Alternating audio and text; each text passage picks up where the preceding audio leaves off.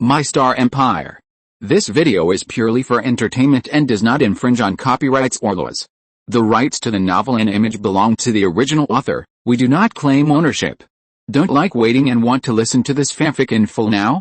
Subscribe to our Patreon, where you'll find the best fanfics. Chapter 451 Captured.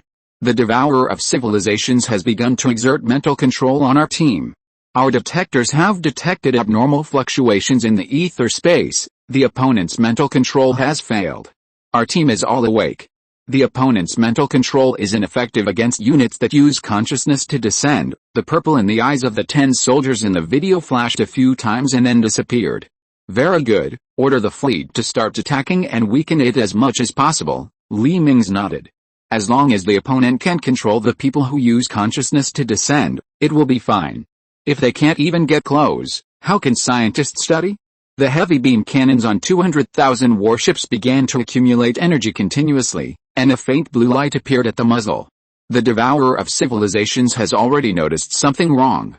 The large amount of high-energy reactions in the Imperial fleet made it feel very scared. Huge purple tentacles began to rise from the surface of the planet. These tentacles continued to thicken and lengthen, and soon reached the same length as the diameter of the planet.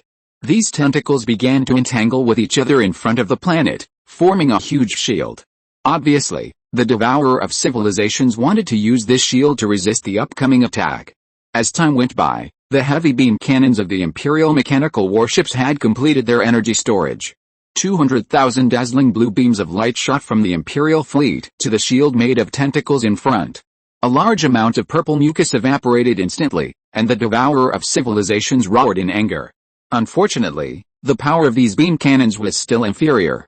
The tentacle shield was not completely destroyed by this volley, but it also paid the price of having nearly half of its tentacles melted away.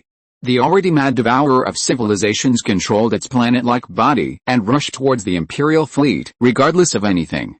Although it seemed slow, in the displacement of planets, the speed of the Devourer of Civilizations had undoubtedly caught up with the cruising speed of the Imperial mechanical warships.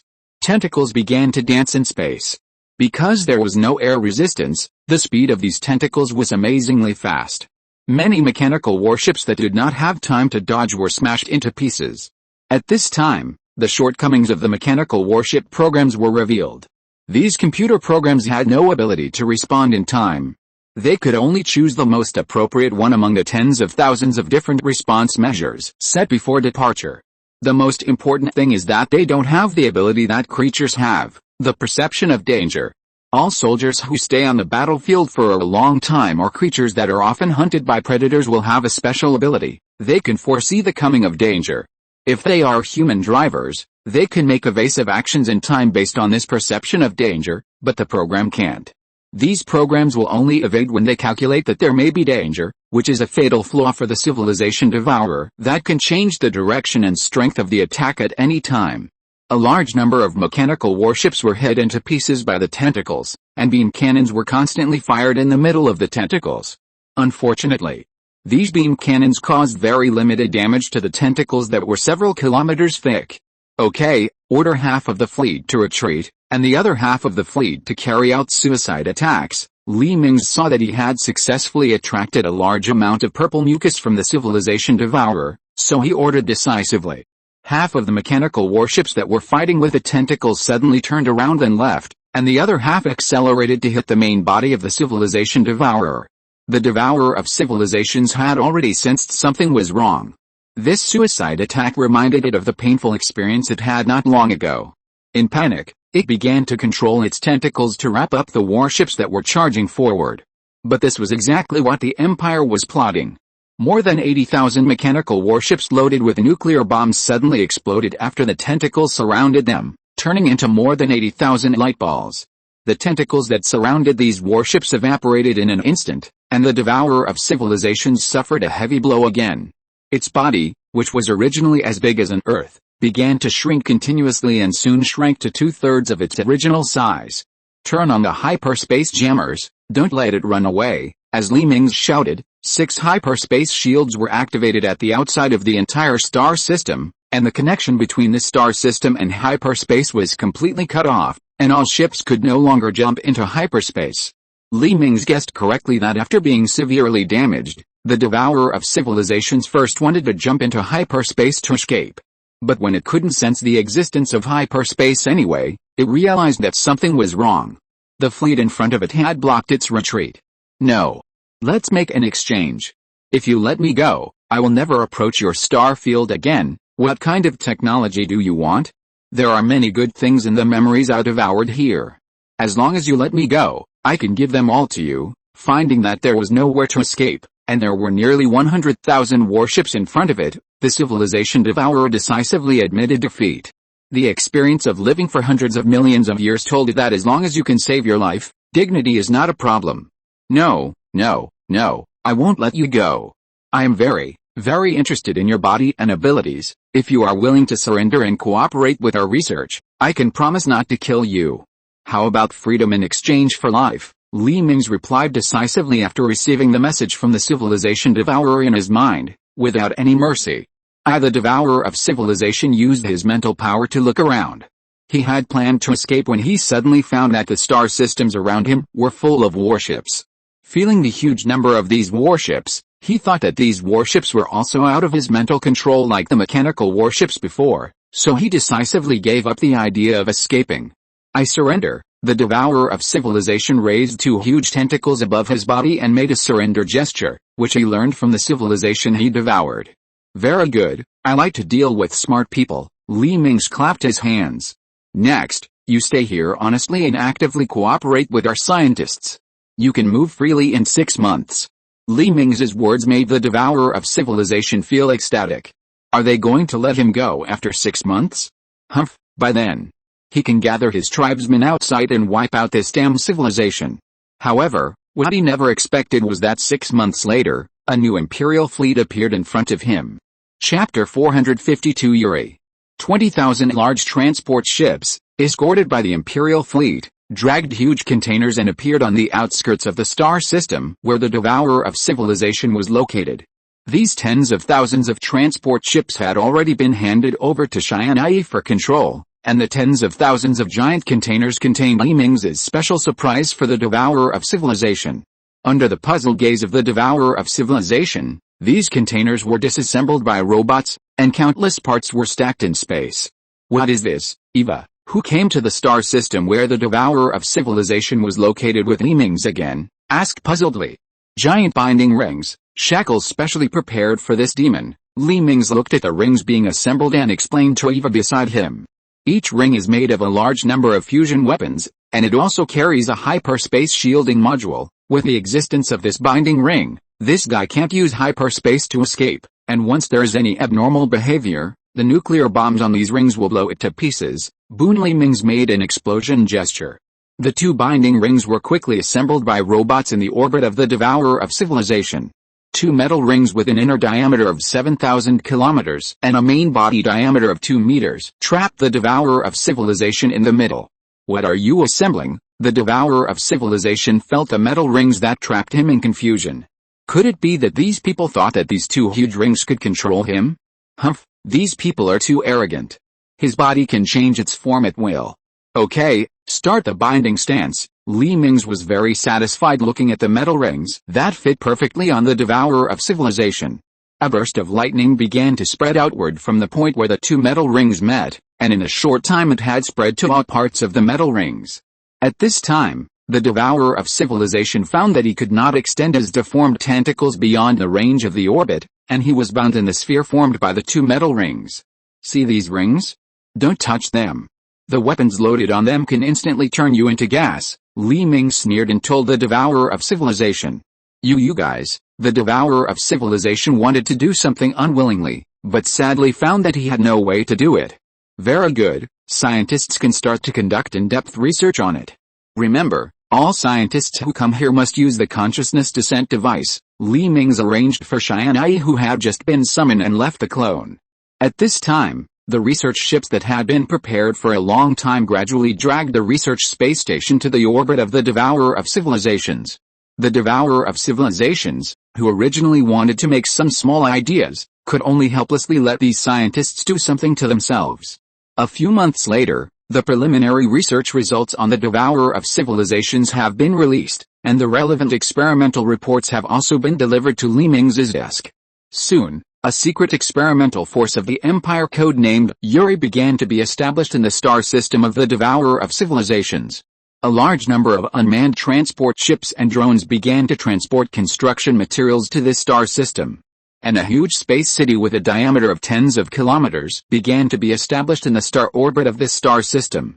Several more years passed, and as a large number of explorers continued to discover planets with resources, the territory of the Empire began to expand rapidly. Countless colonies began to be established on these planets with mining and colonization value.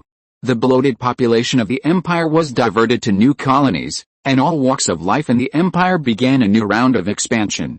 With new colonies, new resources, and new markets, the entire Empire seemed to be injected with vitality. The technology sent back from the future was also thoroughly digested, and a large number of new technologies began to be applied to the Empire's warships. A large number of military technologies also began to transition to civilians, and a large number of new professions emerged. On January 1, 2098, the Empire unlocked the bill for civilian possession of firearms and weapons, and a large number of civilian arms companies sprang up like mushrooms after rain. On February 1, 2098, the Empire announced a new intermarriage bill. All second-class citizens, various ethnic groups that were later incorporated into the Empire, married first-class citizens, and the children born automatically became first-class citizens, and mothers who gave birth to 2 children would have the opportunity to become first-class citizens. On March 1, 2098, the Empire announced that civilians could establish mercenary organizations. All mercenaries must be retired soldiers of the Imperial Army, and all mercenaries must participate in and pass the Empire's political assessment every 2 years.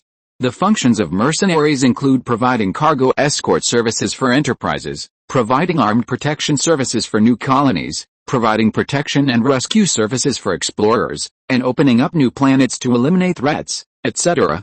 All tasks must be issued through the mercenary association established by the Empire. A large number of retired soldiers have joined various mercenary groups and are active again on the invisible battlefield. This move not only adds a large number of jobs, but also ensures that the combat skills of these retired soldiers will not be forgotten. Once a war breaks out, these people can still maintain good combat effectiveness. On April 1, 2098, the Empire announced the lifting of the ban on ultra-long-distance interstellar routes, and any private company can use the routes of the 2 main Empire territories of the Empire's homeland and the asteroid star zone. At the same time, the application for routes between various planets has become easier, and a large number of private passenger companies have sprung up like mushrooms after rain, and exchanges between various planets have become more frequent. Because the wormhole high-speed channel network has basically covered all the colonies in the Empire's homeland, it only takes half a month for people to travel back and forth between the 2 farthest planets. With the implementation of this policy, the tourism industry on the colonies began to develop rapidly.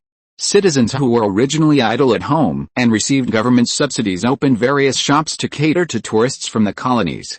The development of each colony was also accelerated, and people expressed confidence in the future. On May 1, 2098, the route to the asteroid sea was opened. The brand new market of the asteroid sea completely ignited the madness of the Empire's entrepreneurs. Various new factories and shops began to spring up in the occupied areas of the asteroid sea. Because of the low labor remuneration of second-class citizens, a large number of second-class citizens were hired by these companies to participate in some jobs that cannot be replaced by machines. At this time, the Empire also gave these second-class citizens the hope of becoming first-class citizens. Any second-class citizen can become a first-class citizen as long as he meets the following 4 conditions. 1. The assets reach 1 million energy coins. 1 million energy coins can buy a medium-sized civilian passenger ship. 2. There is no criminal record. 3. The moral points are accumulated to 100 points. Moral points can be accumulated by doing good deeds in daily life. 4. Pass the Chinese language and political correctness tests. Chapter 453, Preparing for a New Era. 2098, all the old warships of the Empire were retired, and all the cruisers and warships above the cruiser level were sealed in the underground of New Star. All the newly built brand new warships were equipped with the 4 major fleets. At the same time, the Empire had a new type of arms, the mechanical fleet.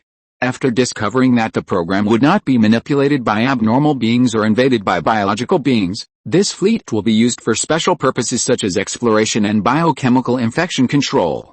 This mechanical fleet is led by EVA, and all the warships above the destroyer level are controlled by the clones made by EVA, which greatly guarantees the flexibility of the mechanical warships.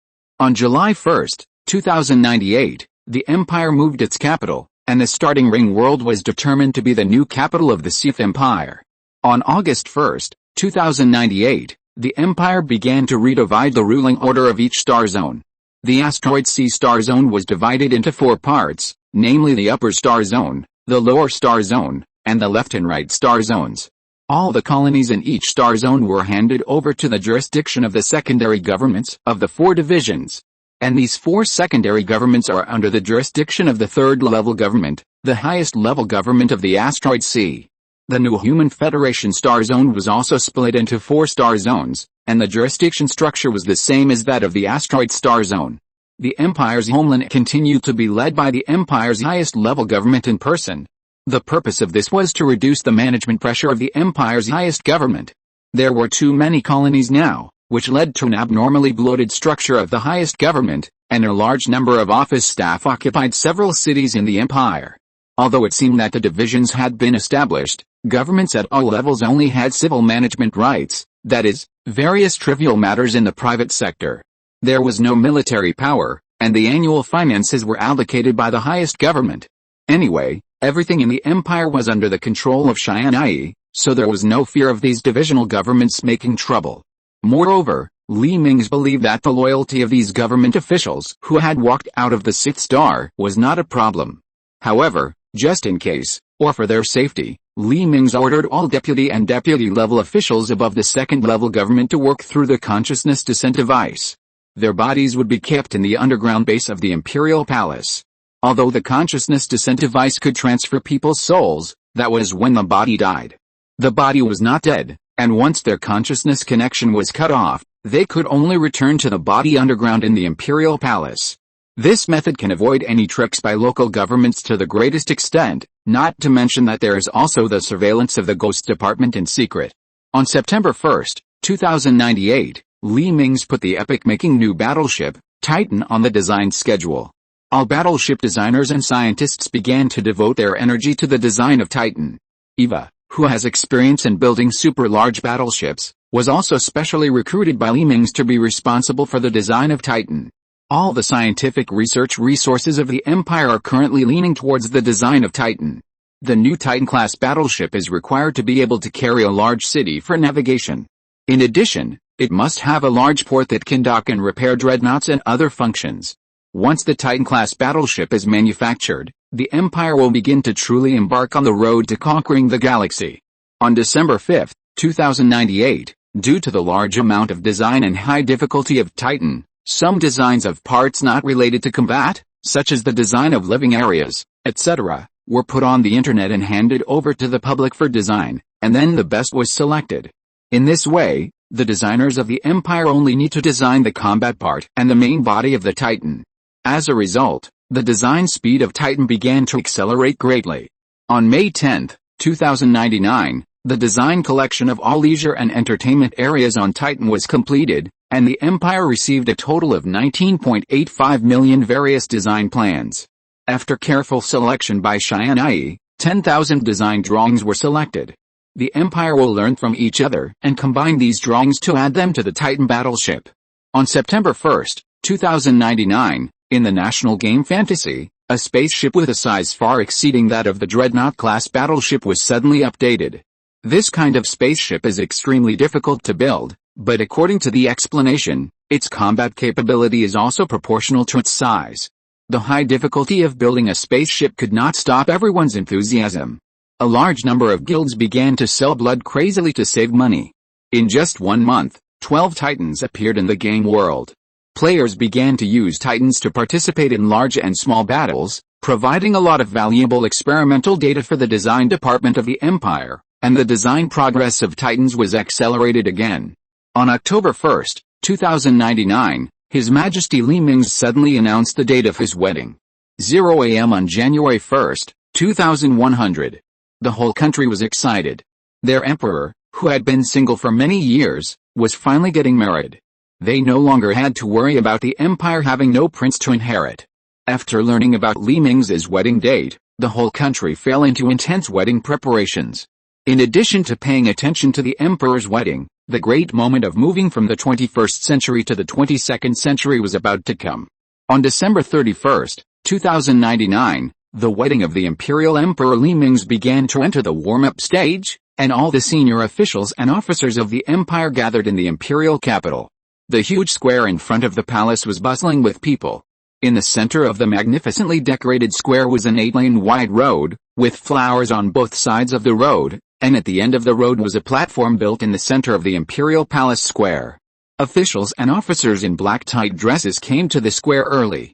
Around the square, 5 million Royal Marines stood with their heads held high.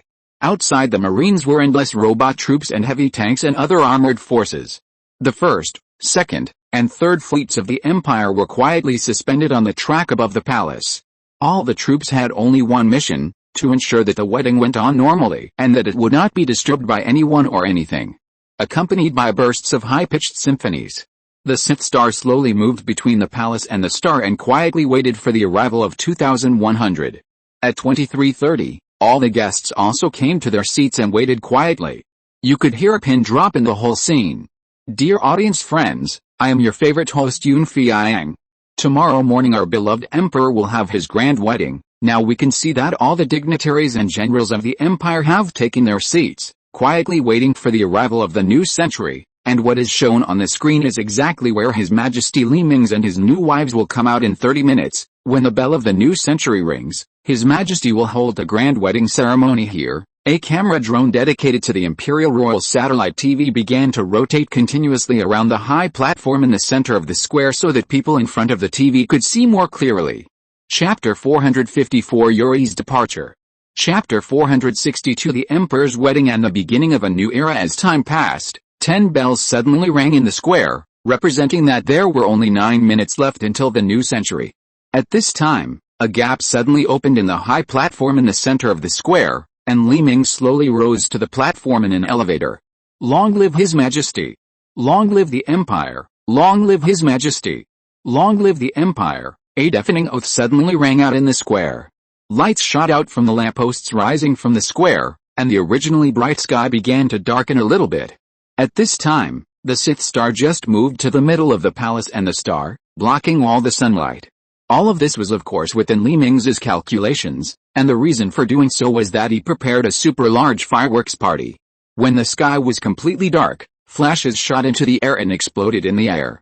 Fireworks of different colors dyed the entire sky. The colors and patterns of the fireworks produced by the new pure energy fireworks were far from comparable to the ancient gunpowder fireworks. The explosion of fireworks in the sky echoed with the cheers of people in the square. My dear people, as Li Mingze's voice sounded, the whole square suddenly became quiet. In this century, our empire has experienced countless wars.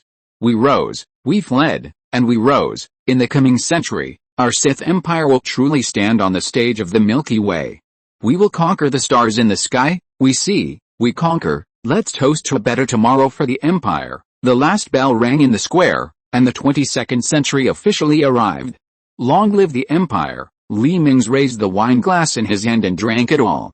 Many officials in the audience also raised their glasses, and even the soldiers on guard took out the wine jugs they had prepared from their waists. Long live your Majesty! Long live the Empire! The country is prosperous. 10,000 years, people shouted and drank the fine wine in their hands, and tears of excitement flowed from their eyes. Only those who have experienced it know how many hardships the Empire has experienced, and how many times it has brushed shoulders with destruction before it has developed to the level it is today. All of this is inseparable from the wise leadership of His Majesty the Emperor. People watching the live broadcast in front of the TV also raised their glasses and drank them all. Even the youngest child learned to drink a small cup of pure water by babbling like an adult. As a pledge of loyalty to His Majesty the Emperor, all the warships of the Empire fired a volley at the starry sky at this time. After everyone finished drinking the wine in their hands, Li Mingze pressed his hands, and the square, which was originally a little noisy, became quiet again. Next, it is the wedding ceremony between me and my lovers. They have accompanied me for countless years, and they have accompanied me to develop and expand the empire. Here I want to thank them for their loyalty. I declare that the wedding officially begins." As soon as Li Mingze's voice fell, a streamer cannon was fired into the air, and the golden streamers slowly fell from the sky. Dear viewers in front of the TV, the exciting moment has arrived. Yun Fiang's passionate voice rang again. "Our emperor will hold a grand wedding ceremony with his lovers. Let's wait and see. Please invite His Majesty the Emperor and his empresses and concubines to the stage." Tianyi, the master of ceremonies, was wearing a festive red cheongsam today. Only Tianyi could wear a red cheongsam with elegance and nobility. This gorgeous cheongsam full of oriental colors was specially tailored for Tianyi by Li Mingze, who asked the empire's top fashion designer to do it. He repeatedly told her to wear it at his wedding. Tianyi was really happy for Li Mingze at this time, but he couldn't suppress the bitterness in his heart. At this time, a lift slowly rose on the platform, and standing on the lift were 4 brides in gorgeous dresses: petite Chu Xiaoyan, dignified Li Jialu, gentle Qiyu, and enchanting Eva. They came hand in hand and stood behind Li Mingze. Everyone was a little surprised that the position of the queen on Li Mingze's left hand was empty. "Did I ask you to choose a queen earlier? Chu Xiaoyan has been with you for so long, so why not?" Tianyi anxiously winked at Li Mingze. Such an important ceremony couldn't be embarrassing. "Tianyi, you are the one who has been with me the longest. Are you willing to be my queen?" Li Mingze stretched out his hand to Tianyi.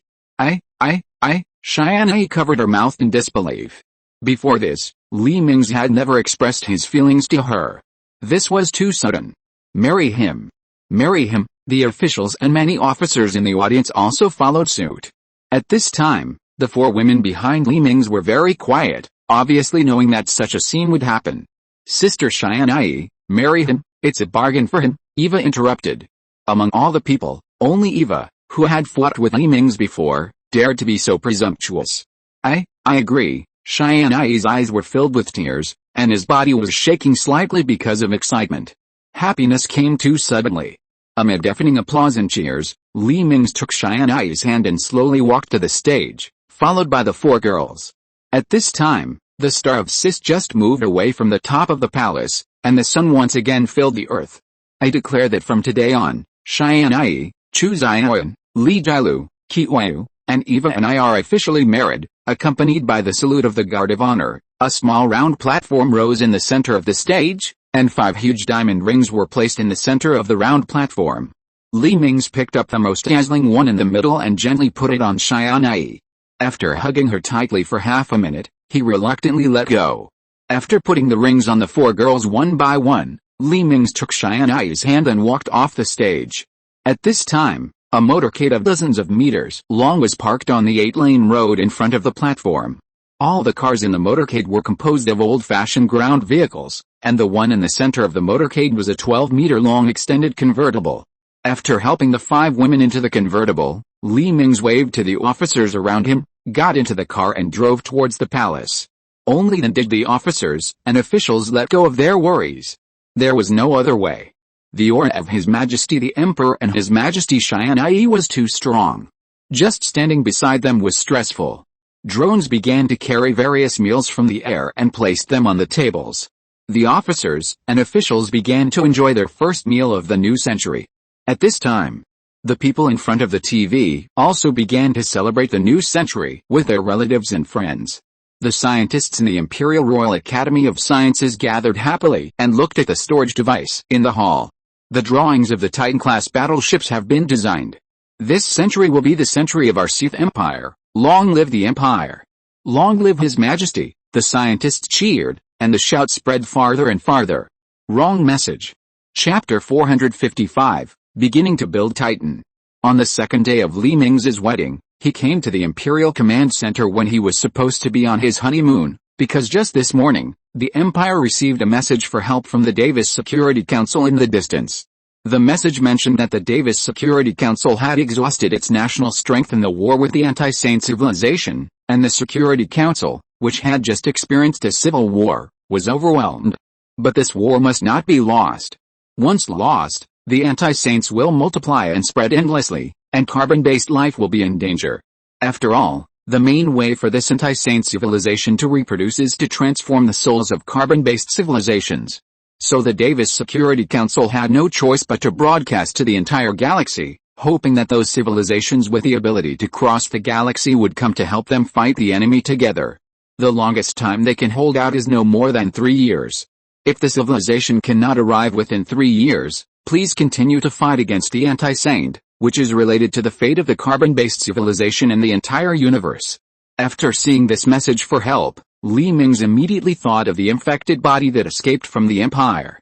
Unexpectedly, this infected body has developed to such an extent that it can force the Davis Security Council into a desperate situation in such a short time. Your Majesty, should we go and help them? Qiyu, who followed Mingze to the command room, asked uncertainly. Let me think about it. Mingze touched his chin and fell into deep thought.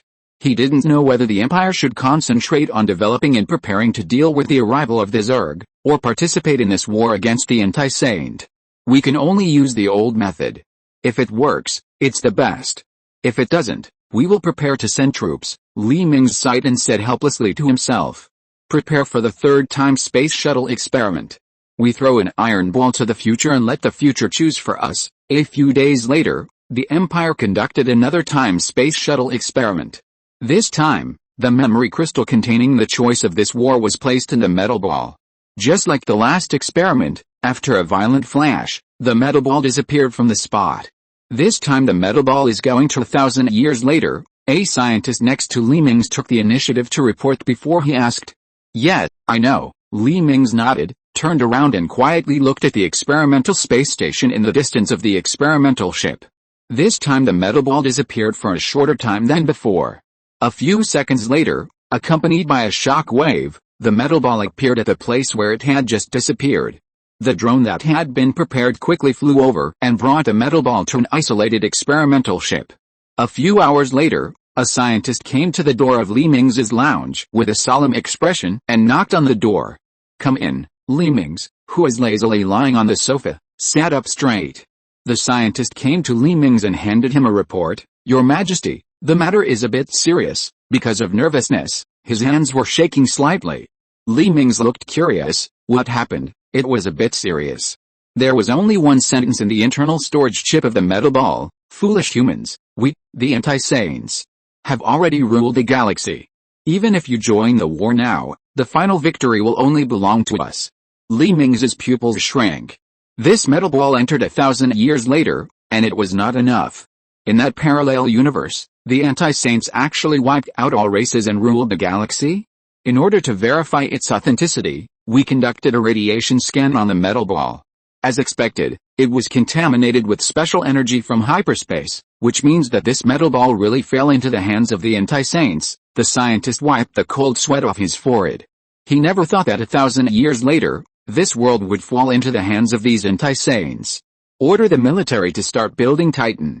When Titan is completed, we will launch an attack on the anti-saints. Mingze gritted his teeth and made up his mind. The next day, a super-large dock that had been built at the beginning of Titan's design was officially put into use. This cylindrical shipyard with a length of 800 kilometers and a diameter of 500 kilometers will be responsible for the printing and manufacturing of the Ark. The construction tasks of all destroyers and warships below the Empire were suspended, and all resources were concentrated on the Titan project. Fortunately, although the construction of Titan is very resource-intensive, it is not a big problem for the Empire that already has more than 700 large and small colonies. The resources of the new Human Federation star zone are not connected to the Empire, which is equivalent to a star zone with independent resources. The mineral planets that were originally ranked behind for development were included in the development list by the Empire in advance. A large number of transport ships carrying base modules flew to the planets with a large number of minerals around the Empire. The Empire also deliberately opened up the mining rights of small mineral veins, and private capital could purchase the mining rights of these small mineral veins from the Empire. A large number of mineral mining companies continued to emerge, and soon the Empire sold all the small mineral veins that were not suitable for large-scale development. The large-scale outbreak of private mining companies eased the mineral pressure of the imperial government. Now all the minerals mined by the imperial government will be provided to the army. The minerals mined by private mining companies flowed to the private sector. Although this move led to a slight increase in the price of private minerals, it played an important role in liberating the energy of the empire. In addition, the empire also opened up the mining license of the asteroid sea to individuals. All individuals can directly enter the asteroid sea for mining after purchasing a mining ship. The empire charges these mined minerals at a fixed price and stipulates that all mining ships must be supplied and unloaded in the Imperial Space Station. Any act of privately releasing minerals into the market without the government's approval will be regarded as robbery. After receiving these minerals at a low price, the empire used a large part of them for shipbuilding, and the other part was put into the market to earn a lot of money. While earning money, it also controlled the price of minerals in the civilian market, which can be said to be killing two birds with one stone. After a major adjustment, the construction time of the Titan-class battleship was finally determined, 5 years. The super-complex internal structure and the keel forged by the ring world metal made the construction difficulty greatly increased. Originally, Li Mingze was worried that after the construction of the Titan-class battleship was completed, the situation might develop to a point that it was out of the control of the empire. But a new message received 2 months later dispelled his worries. According to the latest information from the Davis Security Council, as many as 5 civilizations have contacted them after they first spread the distress message. Now the fleets of these 5 civilizations have arrived at the battlefield, temporarily making up for the Security Council's disadvantage on the battlefield. Now the Davis Security Council can hold on for 20 years, and they also hope that those civilizations with long distances and slow flying speeds can continue to come to help them. Chapter 456 Yuri's Force. 2 years later. A desolate star system. This star system only has a pitiful red giant and a dead planet the size of the Earth. But a fleet consisting of a dreadnought and 4 battleships broke the tranquility of this starry sky. After the 5 battleships arrived above the dead planet, dozens of small landing spacecraft flew out of the fleet and penetrated into the atmosphere. In a desert on the ground, the yellow sand on the ground suddenly began to slide down, and a huge hole with a diameter of 1 kilometer appeared under the landing spacecraft. As the landing spacecraft circled and landed in the hole, the huge hole slowly closed again. Soon the yellow sand around filled the gap, as if nothing had happened. "Welcome, Your Majesty." Li Mingze had just stepped off the spacecraft under the escort of the guards, and saw a group of bald scientists coming towards him. Because of the special nature of this experimental base, all scientists had their hair shaved to facilitate experiments. "How is the experiment going?" Li Mingze nodded gently and continued to walk into the base. The welcoming scientists consciously followed behind Li Mingze. "Your Majesty, the first 131 test subjects have died, but our latest test subject number 132 has successfully survived the experiment, and now his body functions are very stable," the scientists explained and handed a terminal to Li Mingze. "Take me to see this test subject number 132 directly." Li Mingze returned the terminal to the scientists after carefully looking at the information on the terminal display. Under the guidance of the scientists, Li Mingze and his party quickly passed through layers of isolation doors and came to a laboratory with milky white walls. The entire laboratory is circular, and in the center of the circle is a sunken room. Through the protective glass of the laboratory, you can see all the situations in the middle room at 360 degrees without blind spots. And now sitting on the chair in the room is a middle-aged man in a white tights. This man has also been shaved bald, and there are 4 catheters on his bald head extending from his head to his back. And Li Mingze can see that this person seems to be wearing a thin power armor. Subject number 132 was sentenced to life imprisonment for attempted murder and was sent to this base after agreeing to the experiment. Now he has gone through 3 rounds of transformation by us, and can be said to be a perfect existence, but the only pity is that the experiment destroyed his nerves, and his lower body has lost consciousness, and he will spend the rest of his life in a wheelchair. The scientist next to Li Mingze pointed at the middle-aged man and explained. "Let me see the results of the experiment first." Li Mingze nodded expressionlessly. All the prisoners were found by the Prophet system, and after the incident with the stellar energy stimulator, all prisoners had to be manually reviewed before being arrested to ensure that there was no injustice. "So this person did not deserve sympathy?" "Yes, sir." The scientist nodded and walked to the console next to him and pressed a few buttons. The room in the middle of the laboratory suddenly opened 2 doors, and 2 prisoners holding sharp knives suddenly rushed out of the door and stabbed the sharp knives in their hands at subject number 132 in the room. These death row prisoners were given a task before being released. If they stabbed the person in the room to death, they would have the opportunity to be transferred to life imprisonment. Therefore, both death row prisoners used all their strength, intending to succeed in one blow. But what surprised Mingze happened was that with a flash of purple light in the eyes of the number 132 experiment subject, one of the death row prisoners suddenly turned the knife and stabbed the sharp knife into the chest of another death row prisoner. This was not the end. After stabbing his companion to death, the death row prisoner used the sharp knife to wipe his own neck. Stop! With a scientist's shout, the death row prisoner suddenly stopped his action and walked out of the room with an expressionless face. The number 132 experiment subject sat on the chair without moving during the whole process. Perfect, too perfect, Mingze applauded excitedly. This test subject has not only been injected with our gene additives, but we have also implanted a large number of mental amplifiers in his body, and there is also a loyalty chip in his brain. Although he will not be able to walk in the future, we have installed anti-gravity devices and jet thrusters on his wheelchair to ensure that he can move flexibly in various situations. As the scientist made a few gestures to the test subjects in the room, the number 132 test subject suddenly floated into the air in a wheelchair, turned around a few times in the room, and landed in the same place. How many people can his mental control? Mingze was very satisfied with these modifications, but still raised the most critical question. This. Because his existence time and size are far less than that of the devourer of civilization, his mind control can only control one person. The maximum limit is that he can control two people at the same time when using stimulants. Moreover, the use of mind control is also limited by distance. It is only effective within a short 20 meters, but once the control is completed, it is the same as the mind control of the devourer of civilization. There is no distance limit and the control can be maintained anywhere. We think that this kind of mind control may exist in the etheric space, that is, we extract the soul and keep it in the magnetic field. The same principle, once the soul descends to a new body through the consciousness descending device, because its seed still exists and the main body has not been transferred, and the main body is beyond the control distance, the devourer of civilization cannot control the person who uses the consciousness to descend. Based on this principle, we also reversely create a helmet to avoid being controlled. A reverse magnetic field will block the mind control wave. The scientist took out a thin silver helmet from the side. Simplify this helmet as soon as possible and integrate it into our soldier's helmet. Mingze took the helmet and played with it for a while and threw it back to the scientist. By the way, what state is his memory in now? Mingze suddenly asked. We erased his memory before the experiment. Now his memory is that of a patriotic soldier who volunteered to participate in the experiment. The scientist smiled maliciously. Oh? If the memory is erased and then injected, although the technology is much more mature now, his lifespan can only be 5 years, Mingze frowned. Isn't this an experimental subject? When this kind of soldier can be mass-produced, he will have no value.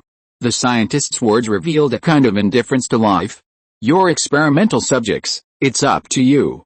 I want to see this kind of soldier mass-produced as soon as possible. Mingze glanced at the scientist, said with a stern face, and walked out of the laboratory. Chapter 457 Titan Launches. Although this technology seems troublesome, once it is broken through, the rest becomes simple.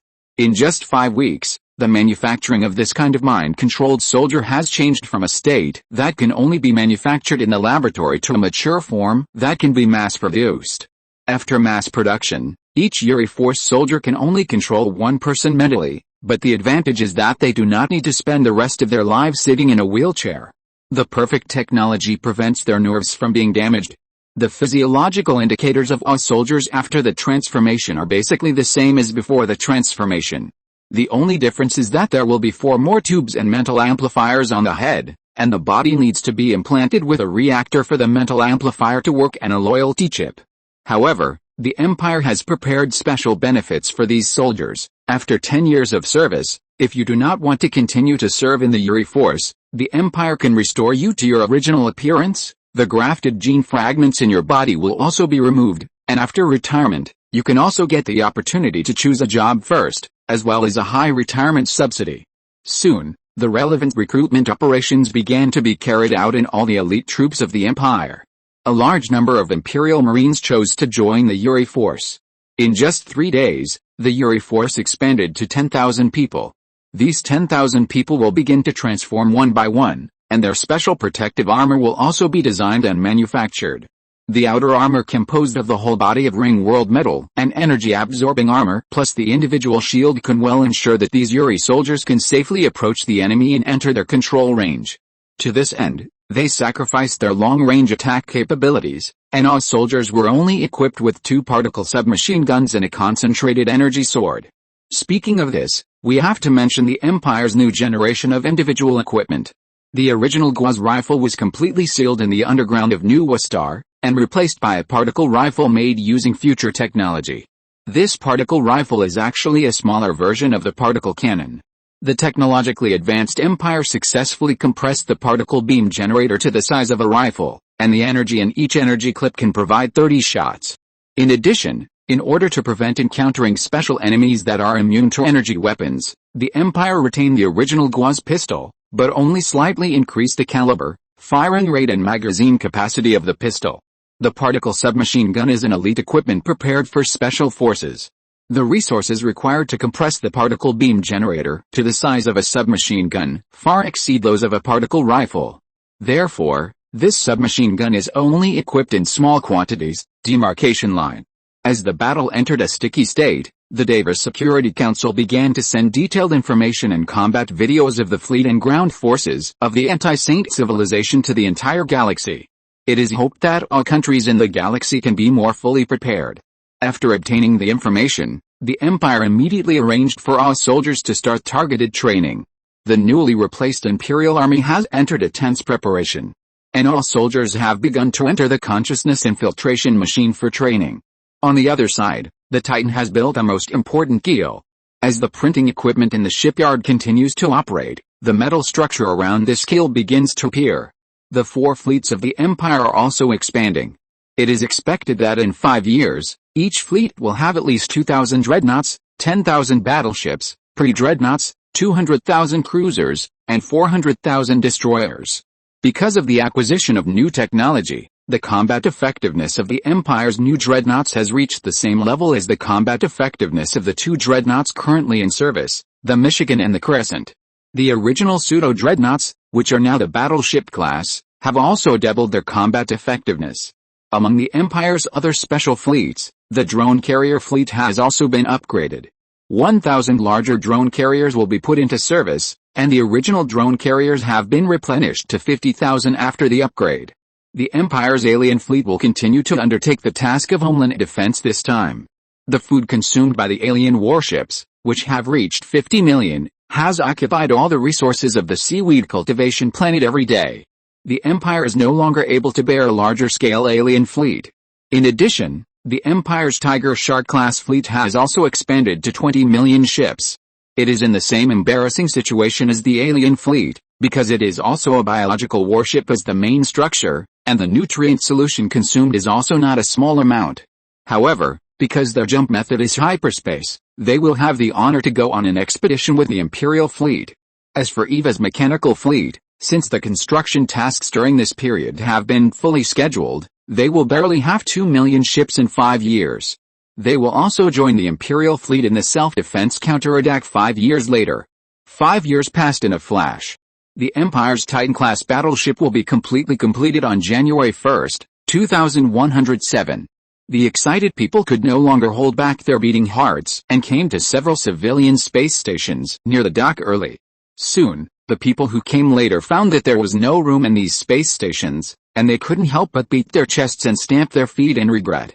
Unlike these civilians, Mingze and a group of military higher-ranking officials had already moved into the military space station in the dock. As time passed, the high-speed printing module suddenly stopped, and the lights outside the entire dock turned green. Your Majesty, the Titan-class battleship has been built, the crew is all in place, the reactor will be turned on in 20 minutes, and the Titan will be able to leave the dock in an hour. An officer walked up to Mingze, saluted, and reported loudly. Mingze nodded steadily, stood up and walked towards the observation deck surrounded by the crowd. Dear viewers in front of the TV, the dock in front of the camera is the dock responsible for building the Titan-class battleship. According to the official prompt, this Titan-class battleship will leave the dock in 1 minute. Let us follow the camera to experience the shock brought to us by the Titan-class battleship. A camera drone slowly approached the exit of the dock. 1 minute passed in the blink of an eye. and the door of the dock opened like a petal. A cone-like warship slowly sailed out of the dock. There were 4 huge rings on the cone-shaped hull that slowly rotated around the hull. At the wide tail of the warship, the 4 wing-like hull structures folded towards the bow, just buckling the 4 rotating rings in the middle. The tail of this Titan-class battleship was a circle of circular blue flames. In the middle of the circle of flames was a diamond-shaped platform extending backwards, and the 4 sides of the platform were filled with gun turrets. Dear audience, the Titan battleship has been launched. The host's excited voice rang in everyone's ears. Chapter 458 Titan, Sword of the Empire. Now, please invite our great Emperor to name the first Titan-class battleship of the Empire. The host, who was fortunate enough to come to the military space station for an interview, excitedly turned the camera to Mingze on the observation deck. The first Titan-class battleship of the Empire. I will name it, Sword of the Empire. It will cut off all the powerful enemies and thorns that stand in front of the Empire like a sharp sword. Mingze announced the name of the Titan-class battleship in the eyes of the crowd. Amid the cheers of the officers below the stage, the Sword of the Empire turned its bow and slowly passed in front of the space station. The length of the entire Titan reached an epoch-making 500 kilometers. The diameter of the widest part of the vertical section of the spacecraft is also 100 kilometers, and the displacement when fully loaded reaches 150 trillion tons. It has a super city that can accommodate 20 million members built inside it, where all the soldiers on the battleship and their relatives can live. In addition, there are 2 large docks and ports on both sides of the Sword of the Empire. The 2 docks can simultaneously start construction and heavy repair of 2 dreadnoughts or 8 battleships. The port can accommodate 4 dreadnoughts, 20 battleships, and 400 cruisers for replenishment or light repairs at the same time. The center of the Titan is a super-large artificial star reactor called the solar furnace, which provides energy for all modules of the ship. This giant reactor simulates the nuclear fusion reaction of the sun through a gravity generator to generate a steady stream of huge energy. The stability of this energy and the energy it provides far exceed ordinary fusion reactors, which is why such a huge Titan battleship can perform hyperspace jumps. In addition to this main reactor, there are a large number of ordinary reactors distributed throughout the hull of the Sword of the Empire. These ordinary reactors are not usually started. Only when the solar furnace stops working, these reactors will start, providing the Titan with energy to fight for 10 days. Within these 10 days, the solar furnace must be restarted, otherwise the Sword of the Empire will lose all its ability to move and become an iron coffin. In terms of defense, the Empire designed multiple layers of protection for this Titan. The outermost layer of the Titan is a gravity field, which forms an outward repulsive force. Any solid weapons approaching will be affected and slowed down. The second layer is the stack shield like the battleship of the Science Committee.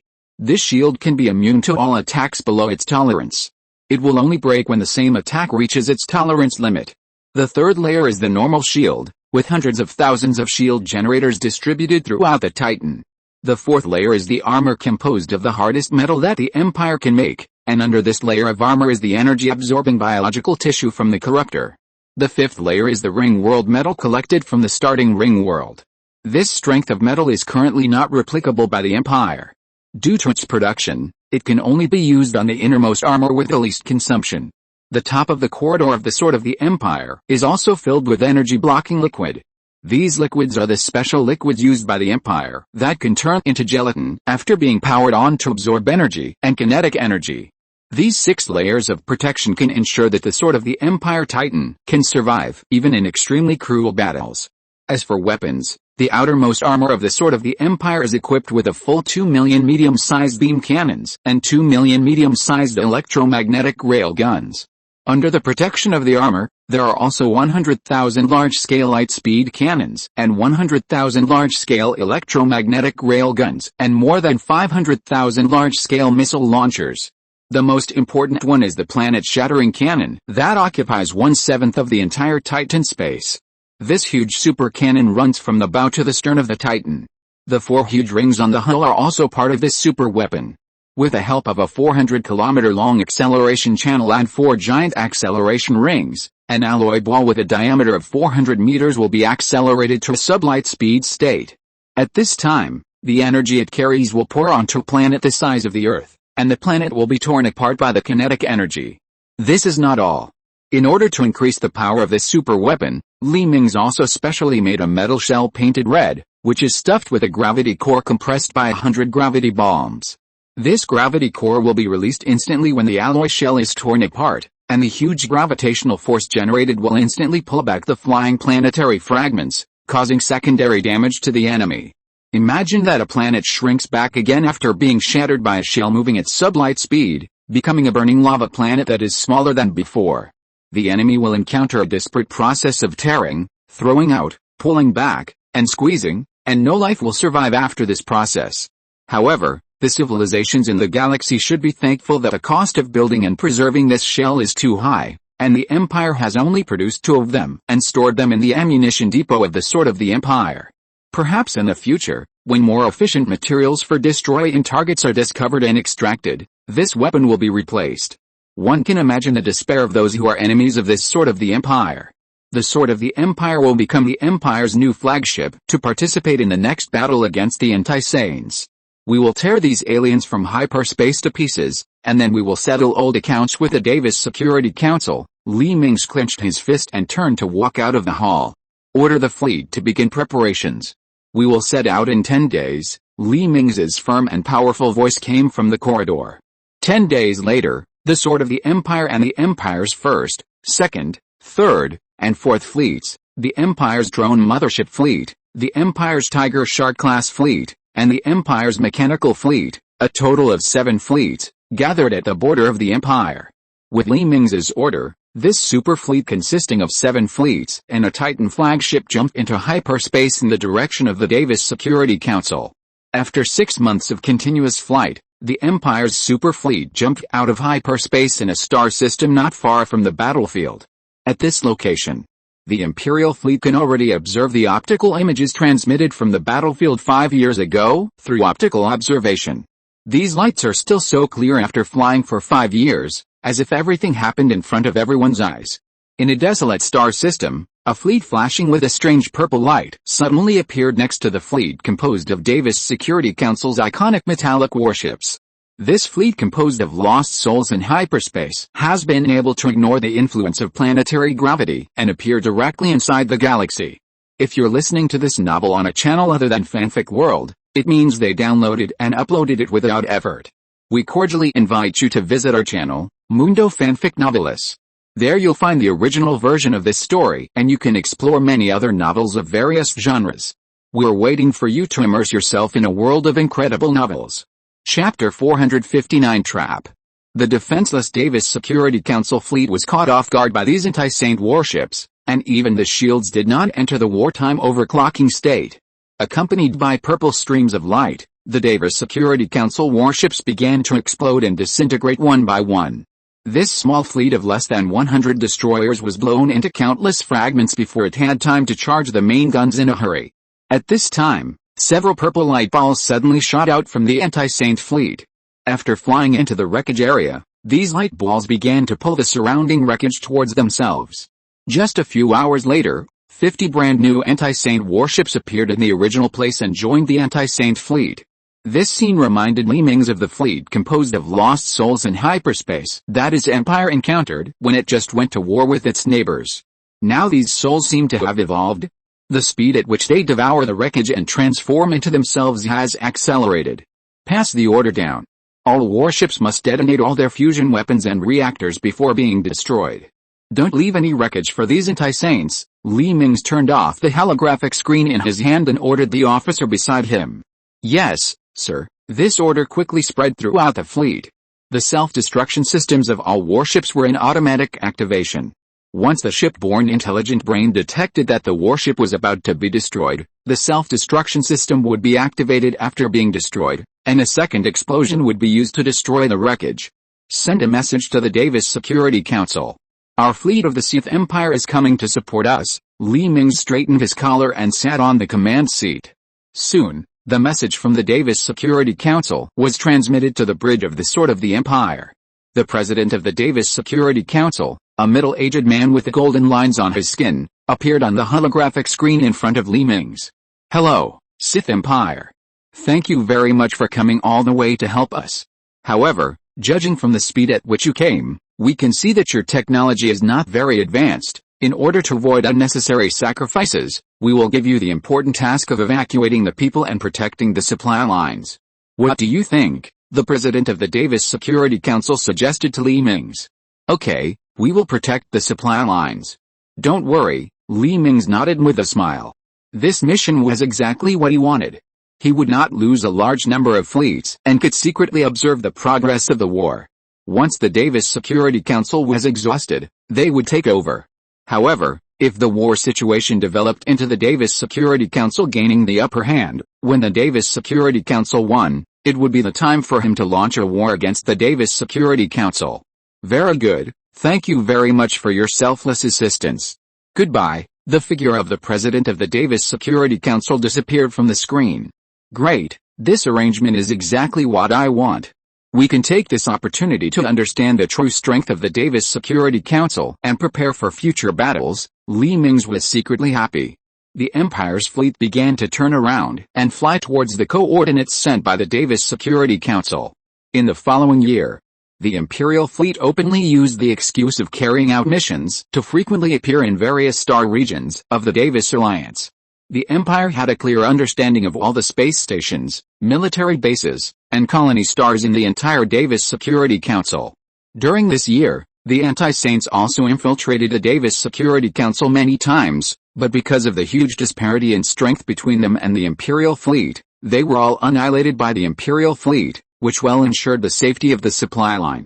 The Empire also gained the trust of the Davis Security Council and received a new mission on the front line: evacuate all residents on an immigrant planet in the war zone. The Imperial fleet, which had been holding back for a year, was eager to jump into hyperspace. 10 days later, in the Easton star system, the Imperial Expeditionary Fleet appeared in the starry sky, escorting 200,000 transport ships sent by the Davis Security Council. Because the anti-Saint civilization came and went without a trace, the super-strong excitement ability allowed the anti-Saints to stretch the battle line very long, and there was no trace to be found. Maybe the star system that was close to the hinterland yesterday will become the target of the anti-Saints attack today. This is the case with the Easton star system. Half a month ago, it was a paradise far away from war. Overnight, the fleet of the anti-Saints broke through the defense line of the Davis Security Council and arrived here, slaughtering all the space stations and space fortresses here, turning them all into their spaceships and disappearing. Worried that the anti-Saints would appear again and harm the residents of the planet, the Davis Security Council wanted to evacuate all the people on this planet in the shortest possible time, but all their warships were on the defense line and they could not spare any troops. For this reason, they could only entrust the Sith Empire, which had performed well and had considerable combat effectiveness in this year, to escort the transport ships to complete the evacuation. But no one expected that this star system was just a trap set by the anti-Saints. The anti-Saints planned to use the residents in this star system to track the fleets of the Davis Security Council and their allies to come, so that there would be gaps in the defense lines of other places, so that they would have a chance to break through the defense lines. But unexpectedly, the Davis Security Council was not fooled at all, and the anti-Saints had to change their strategy and use this star system as their breakthrough window. Therefore, the anti-Saints deployed a large number of warships in this attack direction and waited for the Imperial fleet to fall into the trap. Things are developing in the direction that the anti-Saints want, and the Empire's fleet has fallen into their trap. Start the attack and turn all these enemies into delicious food, the alienated Yang Shai sat in his flagship and commanded. Seeing the fleet that received the order jump into hyperspace, Yang Shai showed a disdainful sneer. It was just the weak Sith Empire. According to the memory of the man named Yang Shai that he devoured, the combat effectiveness of the Sith Empire was simply vulnerable. Even if they have developed for nearly 100 years, what can they do? They are not the opponent of his army at all. At this time, Li Mingze did not know that the danger was approaching step by step. The evacuation work was going very smoothly, and all the people were very cooperative. It seems that years of civil war and foreign wars have polished their edges. Is there a battle to fight? Before he finished speaking, Li Mingze opened his mouth and looked at the anti-Saint fleet that appeared in front of the Imperial fleet. Alarm! The enemy fleet is approaching. Alarm! The enemy fleet is approaching. A shrill alarm sounded in the bridge. However, the Empire's fleet had been prepared, and when the anti-Saint fleet appeared, it fired a salvo that had been prepared at them. Chapter 460, Planet Crusher launch. Hundreds of millions of dazzling blue beams penetrated the fleet of the anti-Saiyans. The light of the beams was dazzling even from the ground of Easton. In an instant, the night sky of Easton was illuminated by this dazzling light. The bait fleet has attracted the enemy's concentrated fire. The remaining fleet will enter the battlefield immediately. Seeing that most of his warships were damaged in this bombardment, Yang Shai was able to remain calm because this was part of his plan. Just when the Imperial fleet thought that most of the anti-Saints warships had been destroyed and the battle would soon be over, tens of millions of purple lights suddenly appeared behind the attacked anti-Saints fleet, and one after another, the anti-Saints warships came to the battlefield from hyperspace. Following behind these tens of millions of anti-Saints fleets was a giant warship as big as the moon and with a diameter of 3,000 kilometers. The entire body of this warship was made up of countless spacecraft wreckages. The surface of the wreckage was still glowing with a strange purple glow. All kinds of weapons on the wreckage were erected and facing the front of the warship. There was no doubt that this must be the flagship of the anti-Saiyans. Seeing this super flagship made of wreckage, Li Mingze frowned slightly. How many warships had to be defeated to assemble such a huge warship?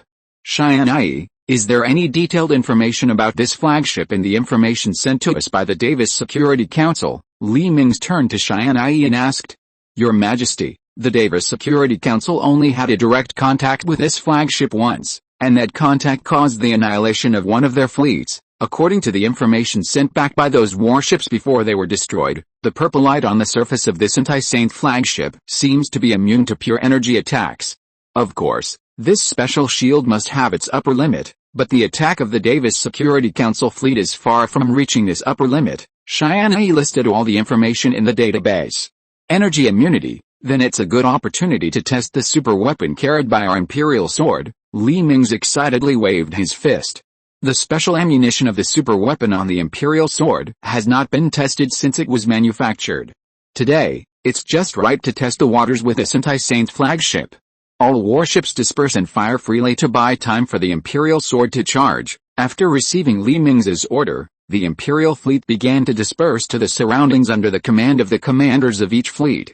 At the same time, the weapons on the warships began to fire continuously to attract the attention of the anti-Saint fleet. However, the anti-Saint fleet seemed to be particularly confident in its flagship. All the warships hid behind the huge body of the flagship and used the flagship's shield to help them resist the artillery fire. Logically speaking, this situation is impossible to appear on the battlefield. You must know that the flagships of all civilizations are the command center and the strongest weapon of the fleet. And the anti-Saints used the flagship as a shield, which was completely beyond Li Mingze's expectations. Facts also proved that the anti-Saints' confidence in the defense of their flagships was not unfounded. The free-shooting attack of the Imperial fleet did not cause any damage to the anti-Saint flagship. And even a piece of debris on the anti-Saint flagship was not shattered. At this time, the super weapon Planet Crusher of the Imperial Sword was also ready. The extremely huge energy was quickly extracted from the energy battery. This energy had been stored in these energy batteries as early as 3 days ago, for today 3 days later. With the energy generated by the solar furnace, the 4 huge metal rings rotating on the outer side of the Sword of the Empire began to emit yellow light. A few minutes later, a red-painted shell was transferred from the ammunition depot to the launcher of the planet-shattering cannon. The 400-kilometer-long acceleration channel began to flash a yellow halo, and the acceleration field used to accelerate the shell began to form in the channel. With the electromagnetic catapult suddenly starting, the 400-meter diameter metal shell was pushed from the launcher into the acceleration channel. As the field in the acceleration channel continued to act on the metal shell, the speed of the metal shell became faster and faster, and soon exceeded the maximum speed of the spacecraft when it was sailing at sublight speed and began to continue to climb. When the metal shell was about to fly out of the acceleration channel, its speed was very close to the speed of light. The anti-gravity field covered on the shell made the weight of the shell infinitely small, which is why it can reach very close to the speed of light. Before the anti-Saint fleet could react, the shell had already hit the anti-Saint flagship. The violent collision caused the anti-gravity stand attached to the metal shell to disappear. Because the closer an object is to the speed of light, the greater its mass becomes. At this time, the mass of this shell is so huge that it can smash the entire Earth. As time passed, This metal ball with an extremely large mass but a diameter of only 400 meters directly pierced a huge hole in the body of the anti-saint and drilled into the interior of the anti-saint's flagship. At this time, along the hole drilled by the metal ball, the entire anti-saint flagship began to collapse into fragments. The kinetic energy of the metal shell had spread throughout the entire anti-saint flagship at this time, and all the structures inside the flagship collapsed instantly. At this time, the ring-world alloy on the surface of the metal ball that reached the core of the anti-saint warship finally could no longer support it and collapsed into fragments, and the compressed anti-gravity shell was released instantly.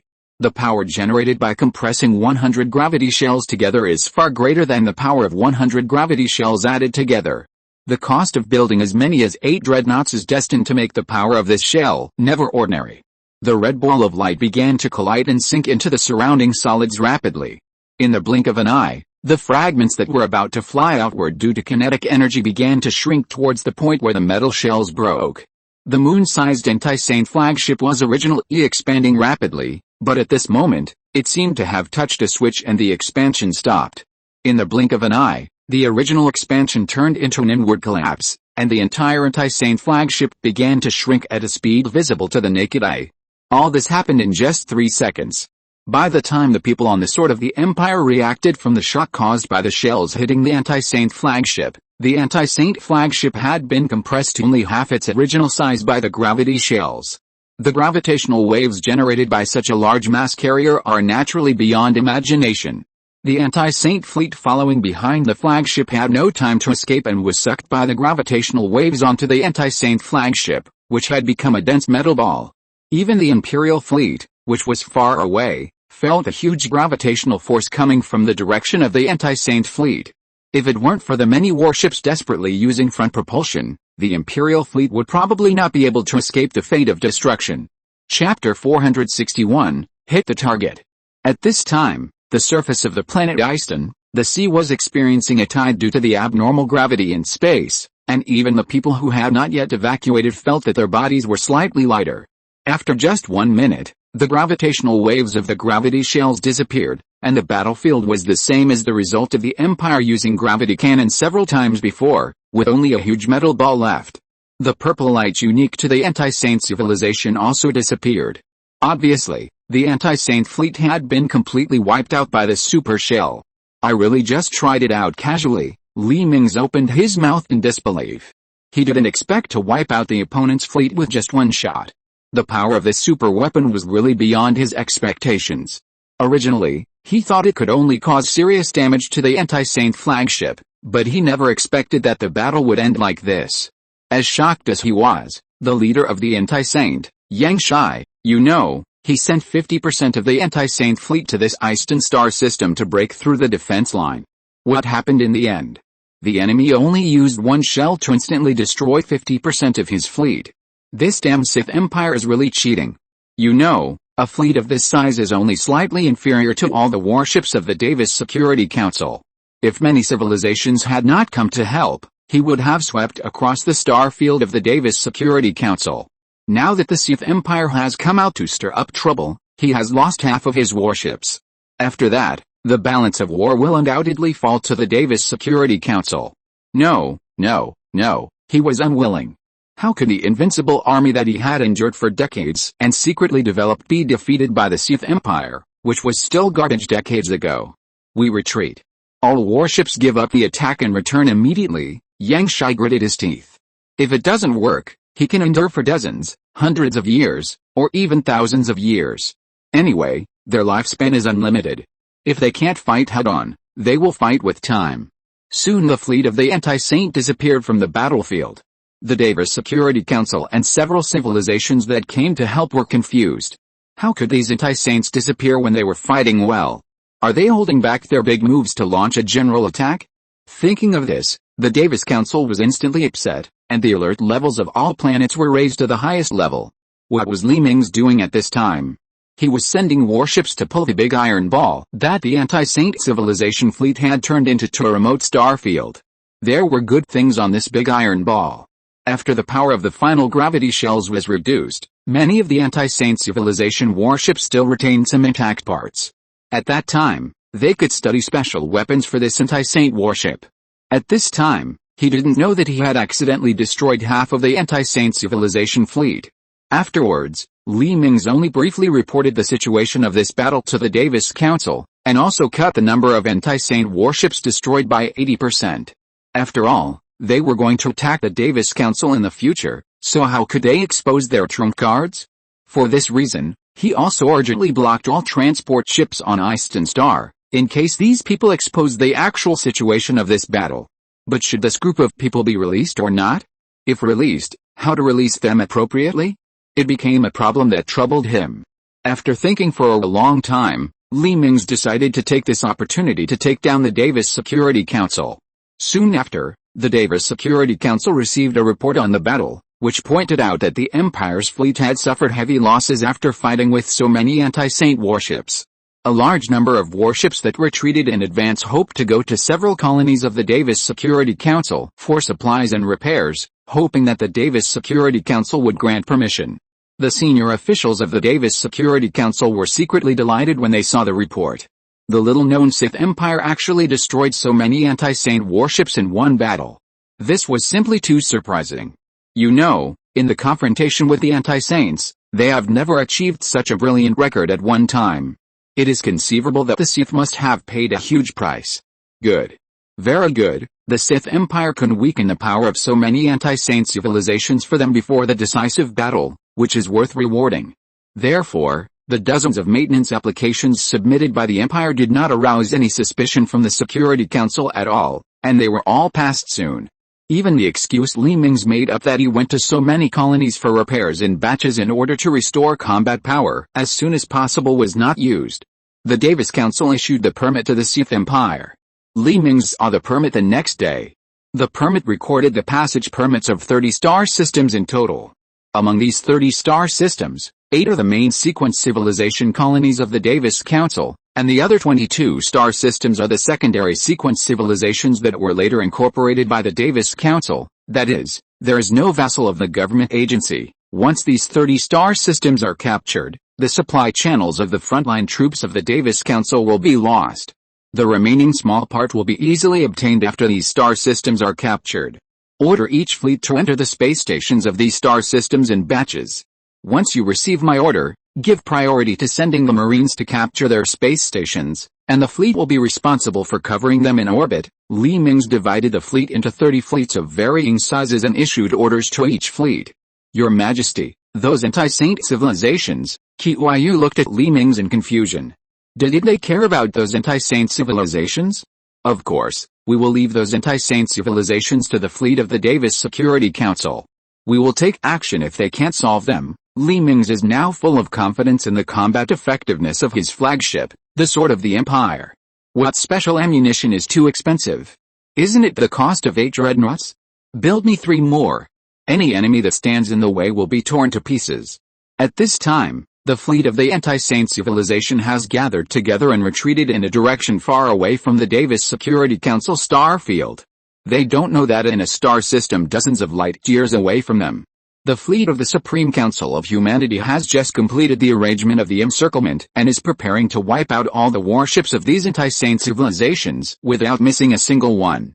Who knew that they were so lucky? As soon as they were ready, they detected that the anti-Saint fleet was gathering together and fleeing in this direction.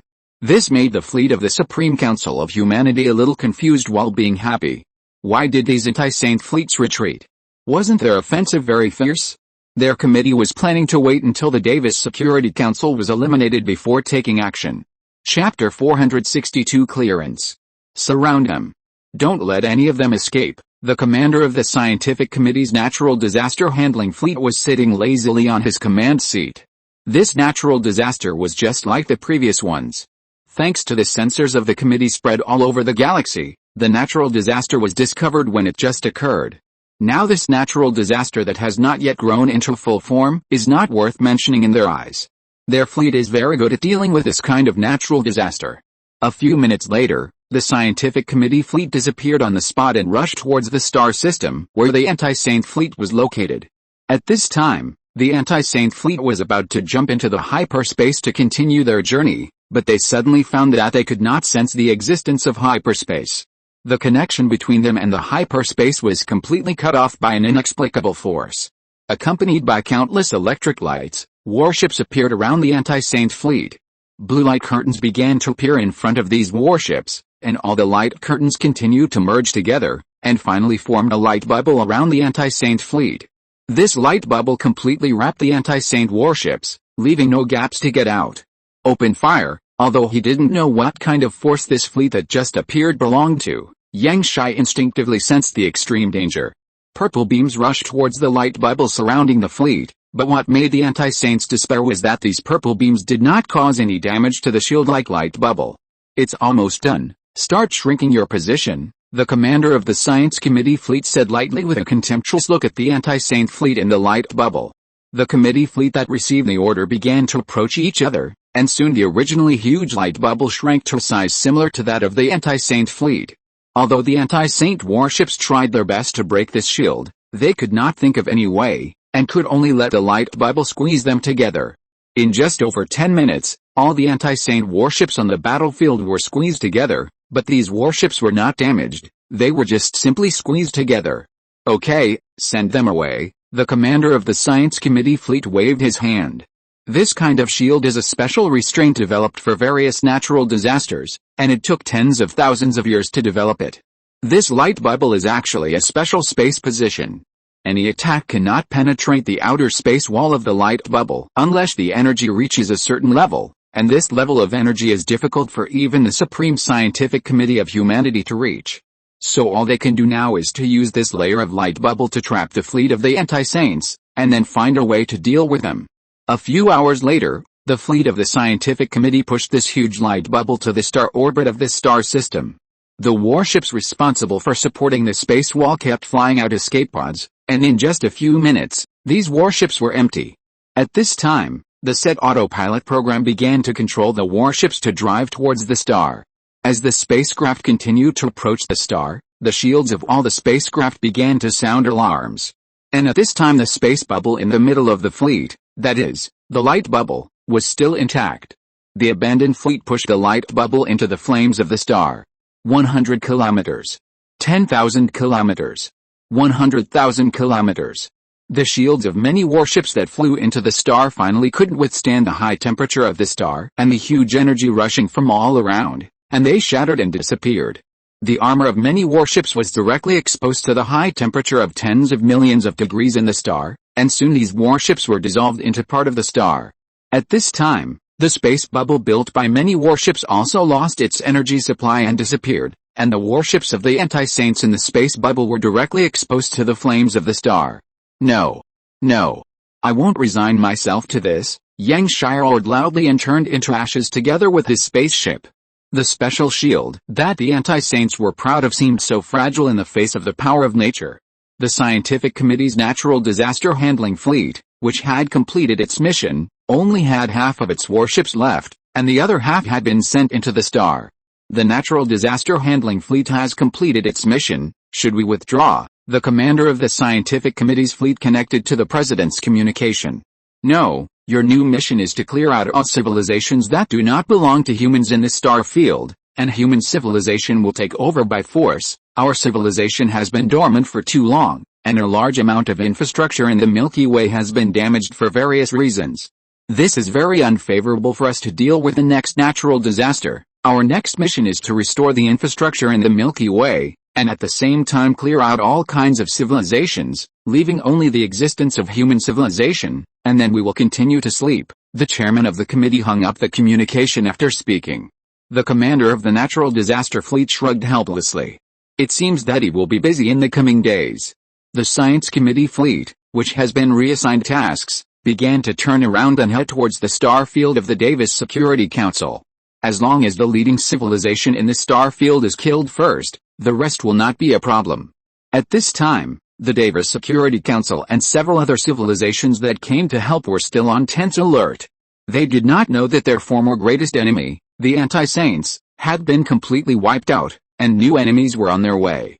2 days later, the detectors of the Davis Security Council finally discovered the warships of the Supreme Science Committee of Humanity that were constantly approaching them.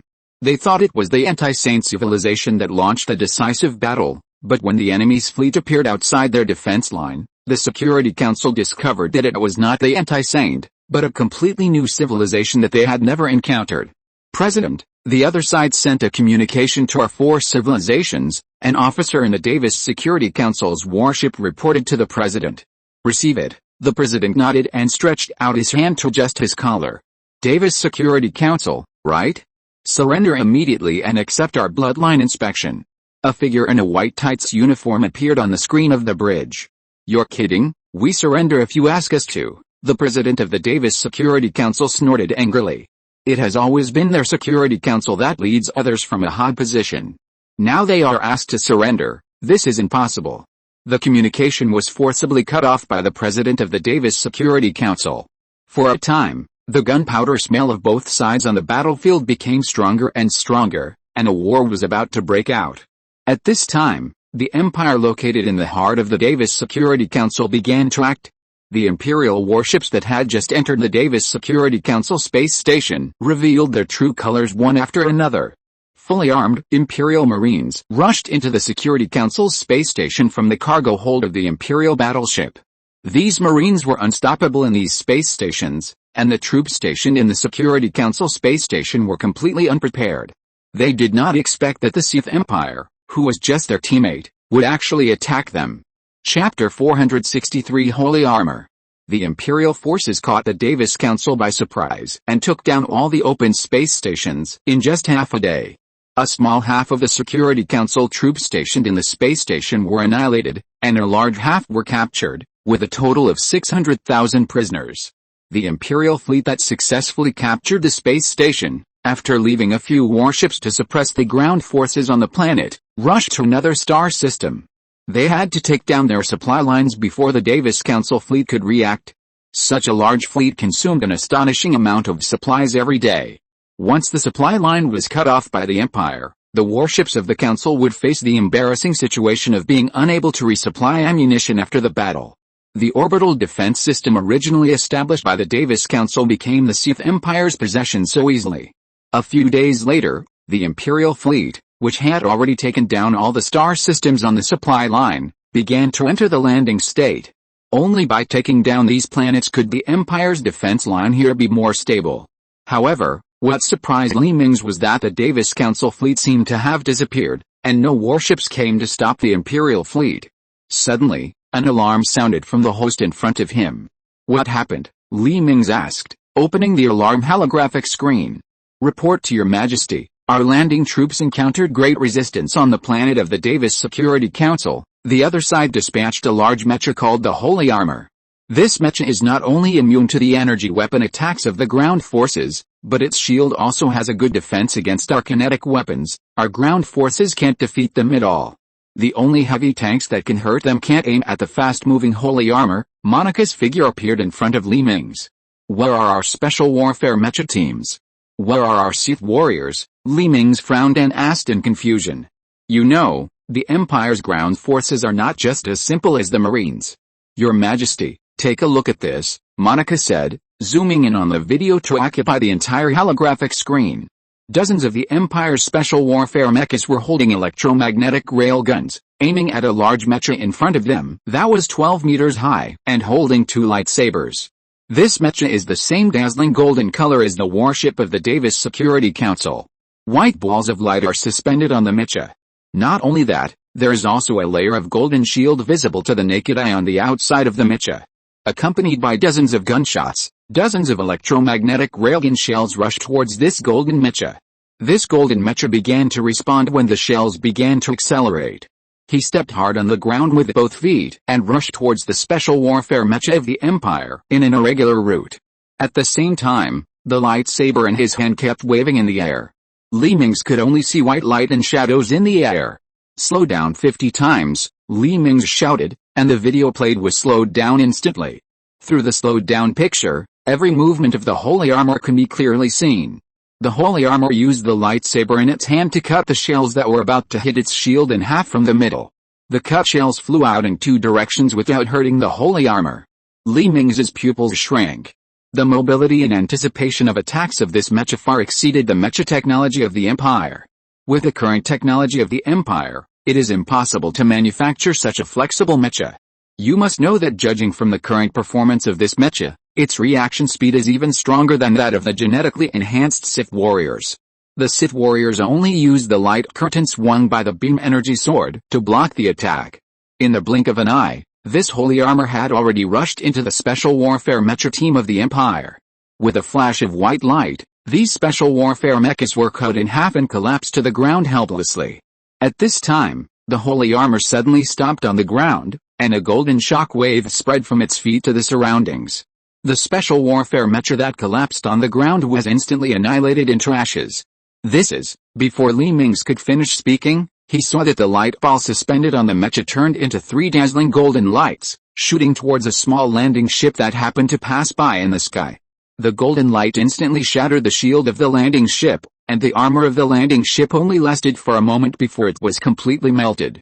The transport ship was cut into 4 strips by 3 golden lights. What a terrible combat power. We must get this big guy. With it, the combat power of our ground forces will increase exponentially. Li Mingze's eyes flashed with a ray of light. At this time, 3 Sith warriors suddenly jumped out of the transport ship. The 3 Sith warriors just floated in the air and grabbed several metal debris from the side and threw them at the holy armor. The holy armor seemed to disdain these huge pieces of metal debris, and just used the shield to withstand the attack. As expected by Li Mingze, the debris did not cause any damage to it. After finding that the long-range attack seemed ineffective, the 3 Sith warriors drew out the beam sword and rushed towards the holy armor. Just when they came to the holy armor suddenly retracted the lightsabers in his 2 hands and grabbed a Sith warrior in each hand. Seeing this, the remaining Sith warrior desperately chopped at the holy armor's shield with his beam sword. The holy armor grabbed the hands of the 2 Sith warriors and exerted a little force, and the 2 Sith warriors turned into a puddle of mud and were thrown out like crushed tomatoes. The holy armor seemed to be annoyed by the Sith warriors who kept attacking, and kicked it away. Then a pair of metal wings full of jets on its back opened outwards, and the holy armor took off in the golden light. Is there any information about this holy armor? Li Mingze asked after the video was over, summoning Tianyi. Your Majesty, we have only learned about this special mecha from the people of the Davis Security Council. According to rumors, the manufacturing cost of each of these mechas is as high as the cost of a destroyer. The driver of each mecha must be an officer who has served in the army for more than 5 years, and must undergo genetic modification to adapt to this mecha. In addition, it is said that the Davis Security Council once used this mecha to act as a guide in backward civilizations to control the development trajectory of those low-level civilizations. Tianyi told all the information he knew. Oh? There is a driver in this mecha. Li Mingze raised the corners of his mouth and revealed a smile. It's time for our Yuri to appear. Start unlocking the binding authority of the Yuri soldiers, and airdrop them to the planet. After Li Mingze finished speaking, he turned around and looked quietly at the planet outside the window. He was very much looking forward to the wonderful performance of the Yuri soldiers next. Chapter 464 Yuri's troops are dispatched. In a room in the sword of the Empire, which was isolated from each other, 100 bald soldiers were quietly lying in the hibernation chamber. With a sharp alarm, the soldiers in the hibernation chamber suddenly opened their eyes, and a purple light flashed through their eyes. A few minutes later, the awakened Yuri soldiers gathered in the hall outside the hibernation chamber. At this time, they were already wearing the standard equipment assigned to them by the Empire. Each of you has been assigned a task on the terminal in your hands. Those whose tasks on other planets will immediately go to the port where the high-speed spacecraft is deployed after the disbandment. Did you hear that? An officer paced in front of the soldiers with his hands behind his back. I heard it, the soldiers shouted in unison. Let's go. The officer nodded with satisfaction and opened the closed door behind him. One by one, the Yuri soldiers were divided into different groups according to their respective tasks and boarded their respective spacecrafts. The Yuri soldiers responsible for the planet below the sword of the Empire went straight to the airdrop chamber on Titan. Half an hour later, 2 airdrop chambers flew out of Titan and headed straight for the planet below Titan's orbit. 40 high-speed delivery ships, the size of first-generation frigates, also flew out of Titan's port and headed for the star systems where their respective targets were located. 3 days later, on the orbit of the planet where the holy armor in the video was located, a silver shuttle-shaped ship slowly slowed down and entered the orbit. After the satellite in the orbit locked onto the location of the holy armor, the delivery ship turned its head and rushed into the surface of the planet. At this time, the locked holy armor was clearing out the Empire's landing troops in a small town. Behind it were piled up dozens of armored vehicle wreckages and corpses everywhere. It was obvious that the Empire's troops in this town had been almost completely wiped out. Suddenly, a sound of breaking through the air sounded above its head, causing it to look up into the sky. A silver shuttle-shaped ship, like a sharp sword, smashed into the ground in front of it with the flames caused by high-speed flight. This made the driver of the holy armor stunned. Could this ship have crashed? With a few explosions, the hatch of the spaceship in front of it suddenly popped open, and 2 Yuri soldiers wrapped in black armor jumped out of the spaceship and quickly came to the front of Saint Armor. The pilot of Saint Armor sneered disdainfully. He thought it would be a powerful enemy, but it turned out to be 2 little guys. It seems that the Sith Empire has not learned its lesson at all. Just as Saint Armor canceled the lightsaber and stretched out his hand to pinch the 2 Yuri soldiers, a Yuri soldier suddenly put his index and middle fingers on his temples, and purple light began to flash in his eyes. Saint Armor's movement suddenly froze, and his outstretched hands hovered in the air. Mission completed, we return to the sword of the Empire. The Yuri soldier who used mental control nodded to his companion beside him, and the two turned around and returned to the delivery spaceship. Behind them, the Saint Armor followed the 2 people like a zombie and walked into the open cargo hold of the spaceship. After a roar, the high-speed delivery spaceship rose from the ground and rushed towards the starry sky. The battles on all planets went very smoothly. All the holy armors were controlled by the Yuri soldiers of the Empire and sent to the sword of the Empire. After the driver of the holy armor was controlled by the Yuri soldiers to leave the mecha, the scientists of the Empire immediately began the reverse cracking project of this mecha. Because there were a large number of test pieces and almost all the scientists of the Empire were mobilized, the new Imperial Holy Armor was copied in just over 10 days. Although the combat effectiveness of this mecha was only half of the Council Holy Armor, its cost was greatly reduced. However, the newly manufactured mecha was useless at this time. The planets that the Imperial fleet had just arrived at surrendered to the Empire unconditionally, which made Mingze a little confused. It was not until more than 10 days later that the Empire's detectors detected tens of thousands of spaceships departing from the capital of the Davis Security Council and disappearing in the starry sky that Mingze realized that something was wrong. It turned out that his premonition was very accurate. 3 days later, the Imperial fleet detected a fleet flying back to the native star field from the front line of the Davis Security Council against the anti-Saint civilization. Could it be that the enemy fleet has finally started to return to defend? Mingze was confused by the strange behavior of the Davis Security Council. With a flash of lightning, the fleet detected by the detector appeared in the encirclement that the Imperial fleet had already prepared. Just as the Imperial fleet was about to open fire, this fleet, which looked very miserable, sent a message to the Imperial flagship. Please don't fire. I am the commander of the Davis Security Council fleet. We are not coming back to deal with you. All the colonies you control are given to you. We will not pursue it anymore. Please give us a way out. A figure appeared in front of Mingze. What do you mean? Mingze asked in disbelief. What happened? Why did it feel like everything in the star field was starting to become weird? They are coming. We are on the run now. You should also prepare to run away. They are too powerful. We are no match for them. We have only managed to hold out for more than 20 days by relying on guerrilla warfare. Now, only these few warships have been destroyed. The fleets of the other 3 civilizations have been completely wiped out by them. Our government has already evacuated all the elites of our civilization. Now, there are only ordinary people on these planets. Good luck to you. I hope you can hold out a little longer, the commander of the Davis Security Council said and commanded the fleet to break out of the siege of the Empire. The Empire's fleet did not open fire, but let the tens of thousands of warships rush out of their siege. You should know that when they came, the Davis Security Council still had a huge fleet composed of millions of warships and spaceships of ancient civilizations. As a result, after only a short month, there were only less than 10,000 damaged warships. The Davis Security Council has declined. Coupled with the loss of colonies, it is impossible for this civilization to develop in a short period of time. By the time they can recover to the current level, the Empire has already become a civilization that is out of their reach.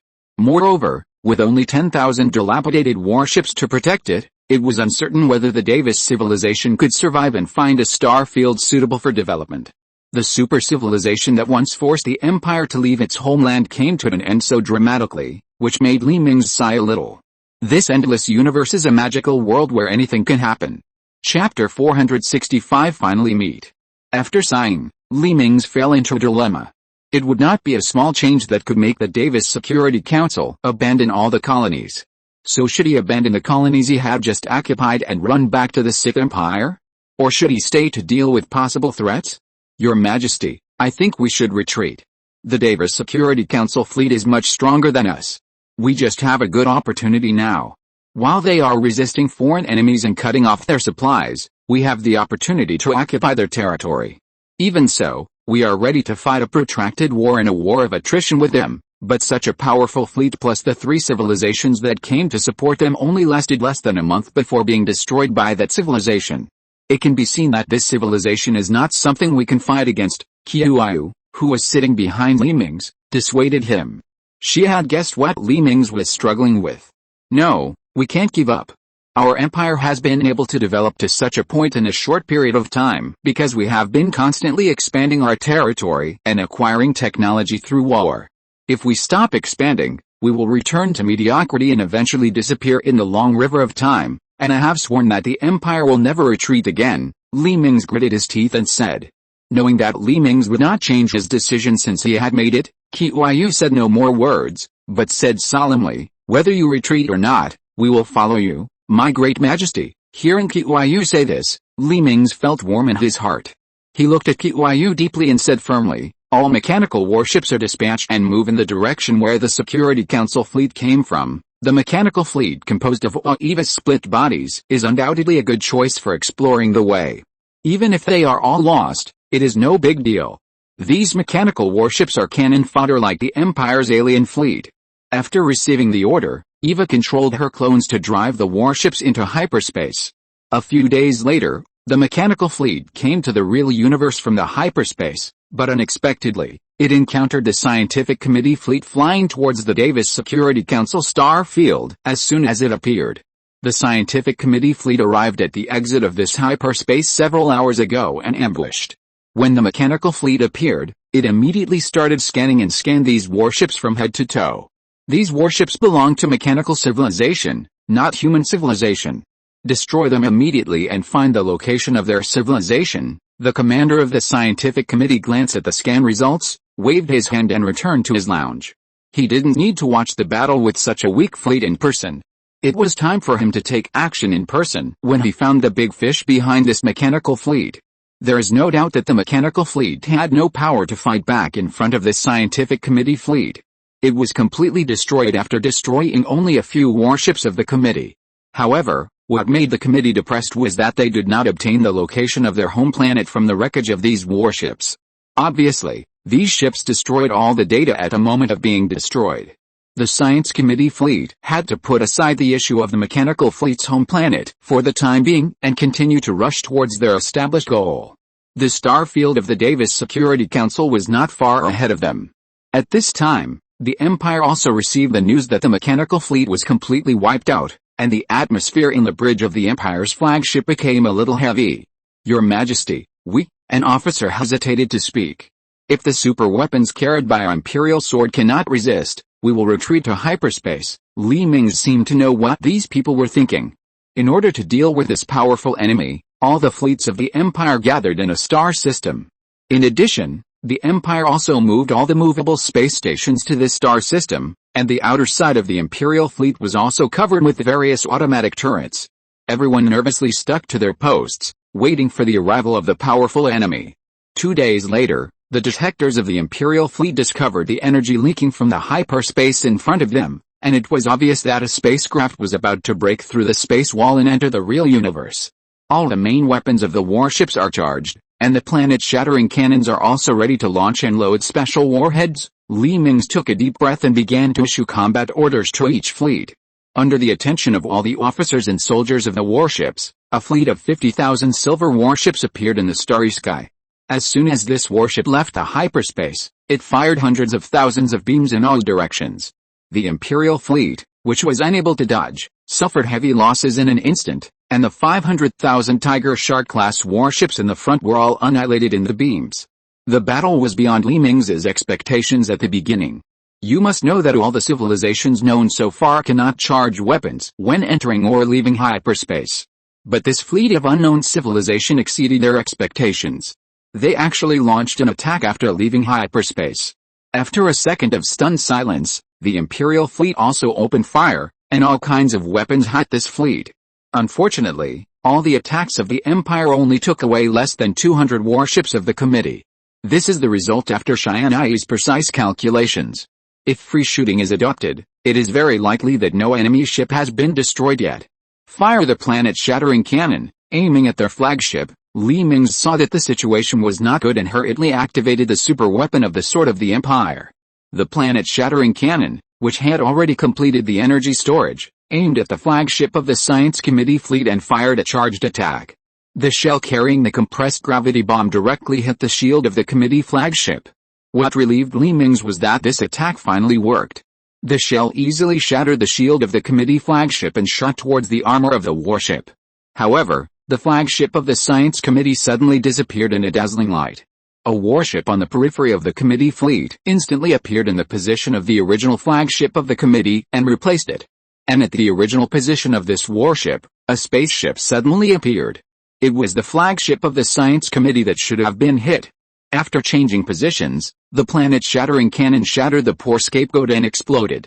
A very strong gravitational wave began to spread, and the warships near the center of the gravitational wave were absorbed together before they had time to escape. In just a few seconds, thousands of the Committee warships were absorbed together and turned into a huge metal ball. However, the damage caused by the super shell only stopped there. The remaining warships of the Committee all left the range of the gravitational waves. Their powerful anti-gravity devices helped them offset the attraction of the increasingly weakening gravitational waves. Very good. You succeeded in irritating us. Li Mingze suddenly received a communication from the other fleet, and an angry face appeared on the holographic screen in front of him. Your Majesty, I feel something is wrong. Tianyi suddenly appeared beside Li Mingze. If you're listening to this novel on a channel other than Fanfic World, it means they downloaded and uploaded it without effort. We cordially invite you to visit our channel, Mundo Fanfic Novelis. There you'll find the original version of this story and you can explore many other novels of various genres. We're waiting for you to immerse yourself in a world of incredible novels. Chapter 466 Battleship Control. Oh? What's wrong? Li Mingze asked in confusion. Their communication firewall is almost the same as our Sith Empire's. It's like a technology extended from the Sith Empire's technology. I feel like I can directly pass through this firewall and enter their shipboard host. Tianyi closed her eyes after she finished speaking, and streams of information began to appear around her. I went in. Their system architecture is simply a perfect upgrade of our system architecture. This is. Tianyi's expression suddenly changed, and she closed her eyes and began to mutter to herself. What is it? Li Mingze, who was standing aside, looked at Tianyi's amazed expression and was very curious. I found my control module, which is available in all our electronic devices, and they will be infinitely replicated and spread with the birth of new equipment. That is to say, Tianyi opened his eyes and looked at Li Mingze. These warships originated from the manufacturing equipment of our Sith Empire. Li Mingze was shocked. This unknown fleet was actually built by the equipment of the Sith Empire. Could it be that one of his future selves teleported a fleet here? I have obtained all the permissions of their warships, and now these warships are ours. Tianyi smiled as he looked at the Committee fleet outside the window. All of them are ours. Li Mingze was so shocked that his jaw almost dropped to the ground. At this time, in the flagship of the Committee fleet, the middle-aged commander gritted his teeth in anger and issued an order to open fire. Their committee had never been played like this by a low-level civilization. This revenge must be avenged. Sir, the weapons system has failed, and all our weapons are offline. Sir, our shield system is also offline. Sir, our communication system and other subsystems are also offline. Suddenly, a chaotic report came from the bridge. The middle-aged commander frowned. What a joke. All systems are offline at the same time. This has never happened in the history of the Supreme Science Committee of Humanity. Quick! Restart the system, the middle-aged commander yelled at the soldiers angrily. At this time, He didn't know that all the warships in the fleet were already like this flagship, and all systems were offline. Sir, restarting the system still doesn't work. We have to go to the main engine room to manually reset it. After the lights on the bridge came on again, several soldiers asked anxiously. Go quickly, the middle-aged commander waved his hand. But to their surprise, when several soldiers walked to the bridge gate, they found that the gate could not be opened. The gate system just went offline. The soldier sitting in front of the console responsible for monitoring the system dynamics shrugged at his comrades in front of the gate. Cut it with a light blade. The middle-aged commander drew the light blade from his waist and walked towards the gate. No. Sir, don't. The anti-intrusion system in the spacecraft is online, and now all the hatches have been given a protective position, the soldier in front of the console shouted hurriedly. What's going on? The middle-aged commander walked to the console angrily. At this moment, the holographic windows that had turned into a white standby screen because the system was offline suddenly opened, and the scene outside the battleship appeared in front of everyone again. Hundreds of thousands of Imperial warships have flown to the middle of their fleet, and a Sith Empire warship is docked on each of the Science Committee's warships. What happened? Why are these warships of the Sith Empire already parked next to our warships? Are the other warships just eating dry? The commander suddenly figured out something. He finally knew why their warships had not felt any vibrations from the attack just now. Originally, he thought that other warships were fighting with the Imperial fleet to protect their flagship, but now it seems that all the warships have lost control. At this time, Mingze and a group of Marines were already walking in the connecting bridge channel from the Imperial warship to the flagship of the Commission fleet. As he continued to move forward, the gates on the road would open automatically. Some of the Commission soldiers trapped in the corridor were pressed to the ground by the soldiers of the Sith Empire before they could react. Mingze and his party came to the door of the flagship bridge unimpeded. The automatic turrets on both sides of the gate seemed to ignore them, and there was no sign of firing. Tianyi, open the gate. After Mingze shouted to the air, the gate in front of him slowly opened to both sides. As soon as the gate opened, the Commission soldiers and officers in the bridge were revealed, pointing their guns at the door. Hello. Mingze walked into the bridge with a sly smile and clapped his hands. He ignored all the weapons aimed at him. Who are you? How did you control our warships? The commander of the committee fleet waved his hand and ordered the soldiers to put down their guns. Now all their warships were under the control of the other side, and their guns were useless. Who are we? I should ask you this question. Why did you attack our fleet for no reason? Mingze came to the commander of the Science Committee fleet. We are the Natural Disaster Handling Fleet of the Supreme Scientific Committee of Humanity. After we completed the task of clearing the natural disasters, we were ordered to bring all the surrounding civilizations under the control of the Science Committee, the officer answered truthfully, with a sense of being a prisoner. Oh? The Supreme Scientific Committee of Humanity, come on, tell me the details of your committee? Mingze sat in the command seat of the commander of the committee. 600,000 years ago, the ancestor of our civilization, the great prophet who was the founder of our committee, came to this world. The prophet led his 40 disciples to establish our civilization on a desolate star. The 40 disciples loved each other, the population gradually increased, and our civilization continued. In the 200th year after the prophet came to this world, the Supreme Scientific Committee of Humanity was born. The original purpose of establishing this scientific committee was to help our civilization find a way back to the prophet's homeland. As time went by, our civilization became stronger and stronger. 300 years after the prophet was born, our civilization had colonized the last planet in our home galaxy with the help of the technology brought by the prophet, but at this time our prophet was about to die, and our most advanced life extension technology was of no use to him. Before he left, the prophet issued his highest directive to the entire civilization. Each of our presidents was selected under this directive. The scientific committee began to move towards a path of continuous growth. In just tens of thousands of years, we have stood at the pinnacle of the entire galaxy under the guidance of the highest directive. Chapter 467, Dust-Covered History. It took our science committee tens of thousands of years to wipe out most of the non-human races in the Milky Way and establish a unified Milky Way empire. Our civilization reached its peak at this time. Our civilization was unprecedentedly prosperous, and our wormhole highways were spread throughout the entire Milky Way. However, at this time, a natural disaster broke out, and our fleet was seriously injured in the battle with the natural disaster. Although we defeated the natural disaster in the end, our committee also lost nearly half of its population. At this time, the Supreme Directive suddenly ordered us to spend a lot of resources to build a star fortress. After the fortress was built, we were ordered to abandon all colonies and move into the star fortress. The Supreme Directive gave us a new task, which is to put the entire civilization into hibernation, waiting for the occurrence of natural disasters and the advent of our main sequence civilization. The sensors we left in various places in the Milky Way will be responsible for discovering signs of natural disasters.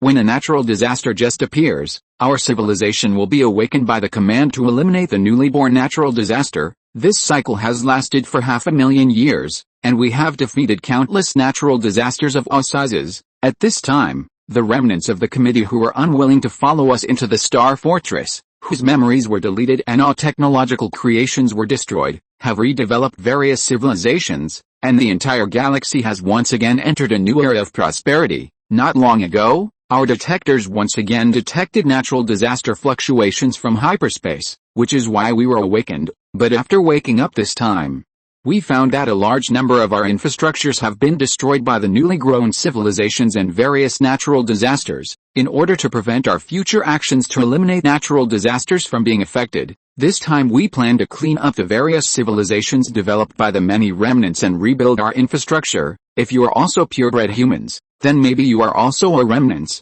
The middle-aged officer finished the story in one breath, and the last sentence he added was obviously intended to let Mingze let them go. Oh, remnants, no, I think we may be your main sequence civilization. Take them away and lock them up. Mingze smiled and waved his hand, and several soldiers came forward to take the commander of the committee fleet and others away. Your Majesty, what should we do next? Tianyi asked. Next, of course, we will let those children who have left their homes go home. Mingze laughed twice and set the return course on the control console of the spacecraft. Pick up some crew members from the Imperial fleet to control these warships. Let's go to the headquarters of the Supreme Scientific Committee of Humanity. Mingze squinted his eyes and looked at the icon representing the committee's star fortress in the hologram. A few days later, the fleet of the Supreme Scientific Committee of Humanity embarked on the road to return, but unlike when they came, the crew members on all the warships were replaced by soldiers of the Sith Empire. Just as the committee fleet returned and the Empire began to take over the Davis Security Council territory in an orderly manner. In a black hole 200 light-years away from the Davis Security Council star field, the Pilgrim Prophet was still trying to break the time loop. He was only one step away from leaving this damn loop, but this small step had trapped him for who knows how long, maybe a year or 1,000 years. In the cycle of time, time has lost its standard of measurement and time has become disordered. Wow, look who this is. The Void Trader found a child who needs help. Excuse me, is there anyone here who needs the help of the Great Void Trader? Von Spike, a golden spaceship suddenly appeared in front of the Pilgrim Prophet. The shield of the golden spaceship isolated the influence of space outside the shield, and the Pilgrim and his mothership stopped dissipating. Who are you? The Pilgrim was shocked. This time loop was actually blocked outside by the shield of the spaceship. The technology of this spaceship can be imagined. Oh, didn't I say that I am the Great Void Trader, Von Spike? I have nothing you can't think of and nothing you can't buy, as long as you are willing to pay some price. Von Spike rubbed his 2 fingers, and his huge trunk was still waving in the air. Void Trader? Do you have any way to help me get out, such as dragging my mothership out of here? The Pilgrim Prophet directly asked what he wanted. No. As the most famous businessman in this universe, I will only sell people and goods, and will not participate in anything you do. If I rescue you, I will participate in your war with the Davis Security Council. I don't want to lose another customer because of you. This is the basic principle of our void merchants. Feng and Spike shook his head. Then will you sell your shield? The Pilgrim Prophet pointed to the layer of light film that wrapped them. This shield is not for sale. I won't sell it. The void merchant waved his hand. Didn't you say there is nothing I can't buy? The Pilgrim Prophet said angrily. Well, the price of this shield is your life. Do you want it? Feng and Spike shrugged. Shameless, the Pilgrim Prophet spat. Then do you have anything that can help me get out? Suppressing the anger in his heart, the Pilgrim Prophet asked again. Here, see if you need a communicator that can pass through the time ring. This can let you contact your friends or allies outside. Von Spike sent a hologram of a communicator to the Pilgrim. I want it. Name a price. The Pilgrim Prophet excitedly slapped the table. He finally saw the hope of getting out. Here. The design and manufacturing method of your flagship are ready. How about a good deal? Von Spike rubbed his hands. Okay, I've sent it to you. The Pilgrim Prophet sent the drawings to Von Spike without saying a word. After confirming the authenticity of the drawings, a component that looked like a big phone wrapped in an energy field floated out of the U-shaped golden spaceship. The Pilgrim Prophet flew out of the mothership and grabbed the communicator in his hand. Welcome to visit next time. I'm leaving first. Goodbye. After saying this, Von Spike controlled the spaceship and disappeared into the black hole. I can only make more money if the war continues. If the Pilgrim civilization disappears, where will I make money? Ho ha ho ha. Von Spike laughed and disappeared into the universe. Chapter 468 The First Generation Dyson Sphere. Before the time cycle began, the Pilgrim connected the communicator in his hand to the communication frequency band he remembered. Father, after hearing the communicator was connected, the Pilgrim Prophet hurriedly said, "You are a waste. You can fail such a simple trial? When I was your age, I had already ruled 5 galaxies. Now you not only can't take down a small Milky Way, but you are also locked in the time loop. I don't have a son as useless as you, but for the sake of our father-son blood relationship, I will help you again. In the future, we will sever our father-son relationship and cannot let other people know that I have a waste like you. Your dozens of brothers have completed the trial 1,000 years ago." The voice in the communicator disappeared. After an unknown amount of time, a small metal ball appeared in the black hole. The shield emitted by the metal ball separated the Pilgrim Prophet and his mothership from the time loop. The Pilgrim Prophet sighed and controlled the mothership to fly out of the black hole behind the metal ball. Thrall, I'm back. Damn Davis Council, I will crush you." Looking up at the beautiful starry sky around him, the Pilgrim Prophet finally couldn't help but roar. He was trapped in the black hole for so long, close to collapse, and now he is finally out, demarcation line. After years of unremitting efforts, the wormhole high-speed channel from the Empire's mainland to the Davis Star region, now the Davis Star region, has finally been completed. The Empire's construction ships and civilian spacecraft can finally travel back and forth between the two places in a short time. The assimilation of the remaining residents of the Davis Council has also begun. All humans are listed as third-class citizens, and non-human races have all become slaves. With a new territory comparable to the size of the Empire's original star region, plus the asteroid star region, the resources that the Empire can mine each month have doubled directly. At the same time, a large number of factories and shipyards have almost doubled the Empire's manufacturing capacity. The new Human Federation Star Zone is not included because it is too far away, although these warship docks also use 3D printing technology. Their efficiency and level are far from comparable to the Empire.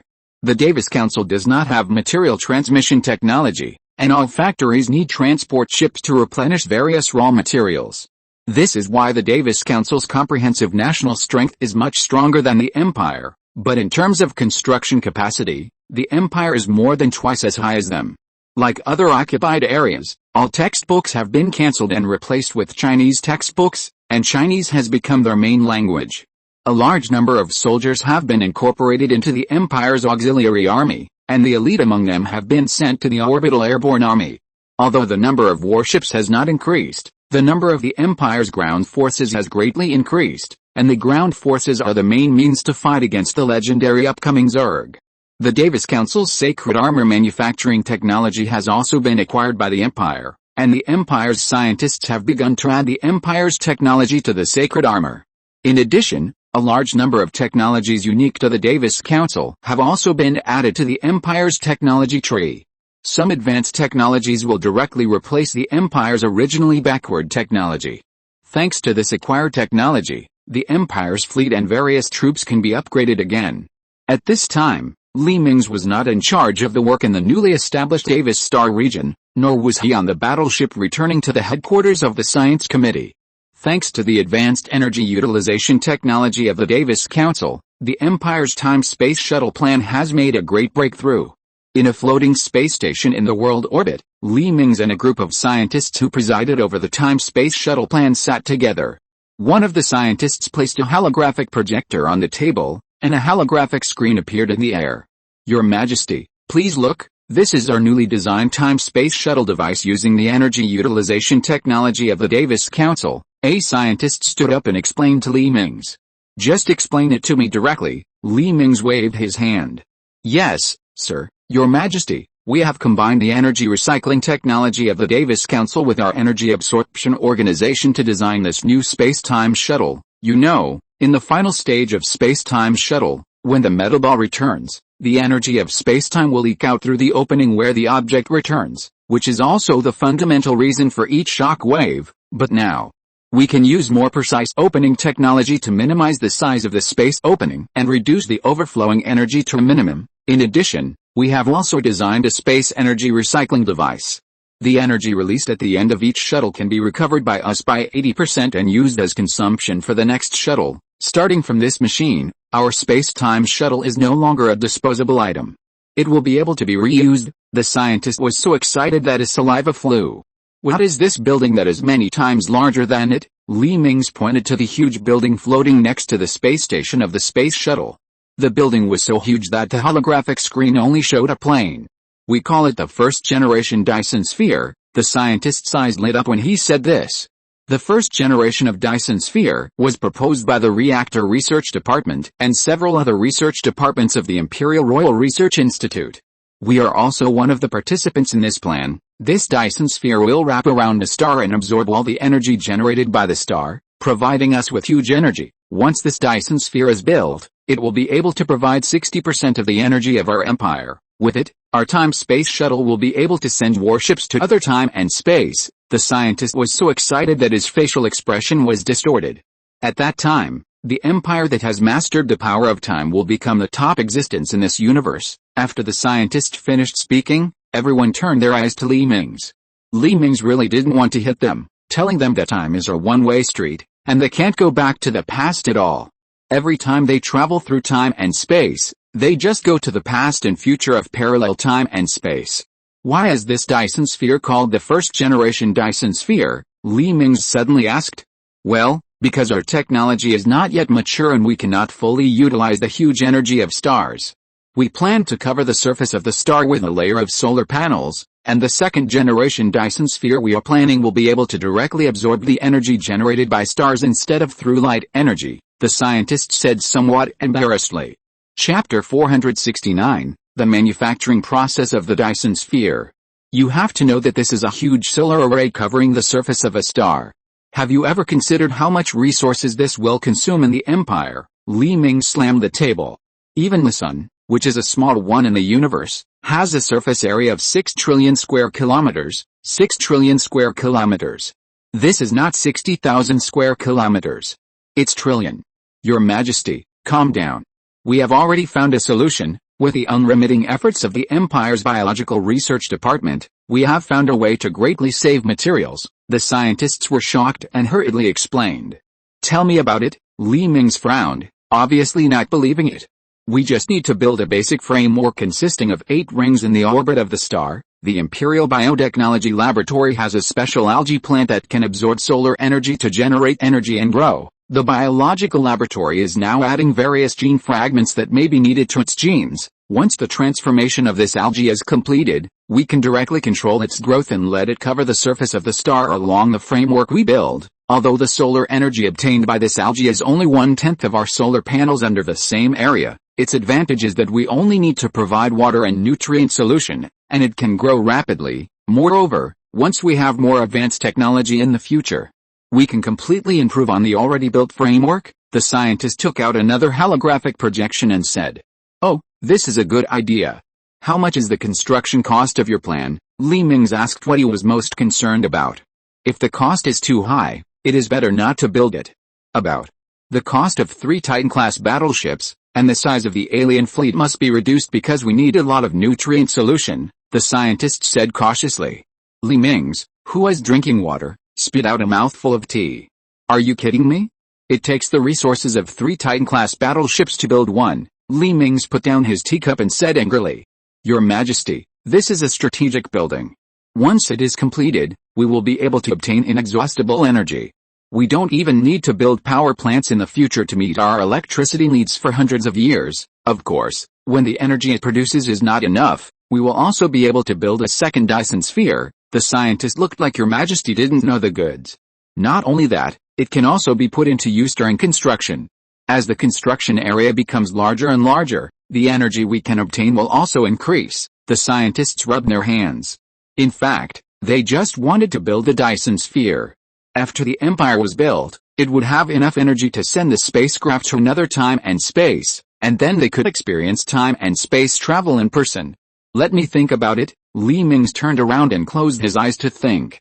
He suddenly thought that if the Dyson sphere was completed and the time shuttle could send the spacecraft, wouldn't he be able to take Tianyi and others to escape to another time and space when a disaster occurred in this time and space, or when the Empire was facing a desperate situation?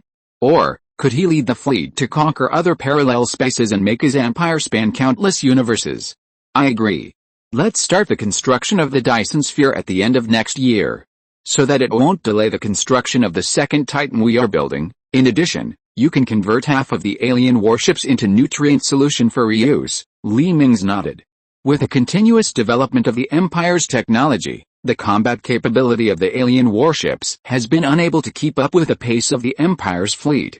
Especially after being equipped with the advanced beam cannons of the Davis Security Council, Mingze has completely looked down on the combat effectiveness of the alien fleet. The current alien warships are used as patrol frigates and cannon fodder. Time passed day by day, and a year had passed in the blink of an eye. The Empire's second Titan, the Imperial Light, has been successfully built, and the construction plan of the third Titan-class battleship was stopped by Mingze. The construction of the new superbuilding Dyson sphere officially began, and most of the Empire's resources were tilted to the construction of the Dyson sphere. The shipyard stopped building warships and began to produce the frame structure of the Dyson sphere. The size of the Empire's fleet stabilized at the pre-war state, but there was one more Titan-class battleship. In addition, 6 rounds of special ammunition for the planet-shattering cannon, which were very effective, were produced and evenly distributed on 2 Titan-class battleships. The assimilation work in the asteroid sea was also a complete success. The people in the asteroid sea had forgotten their former country. They now belonged to the Empire and were a member of the great Sith Empire. The assimilation work in the Davis Star Zone was also coming to an end. A large number of Davis people who did not obey the rule of the Empire were sent to prison. Only the voices of agreement were left in the Star Zone. With a thorough integration of technology and the resumption of all resource mining, the Empire returned to the golden age of development. A large number of new planets were continuously developed, and the national strength of the Empire was steadily improving. At this time, the Science Committee fleet, which had been flying for more than a year, finally returned to the star field of the Science Committee. After a long period of development, the colony of the Science Committee has expanded to a distance of hundreds of light years away. Along the way, Mingze kept passing by colonies that were being developed.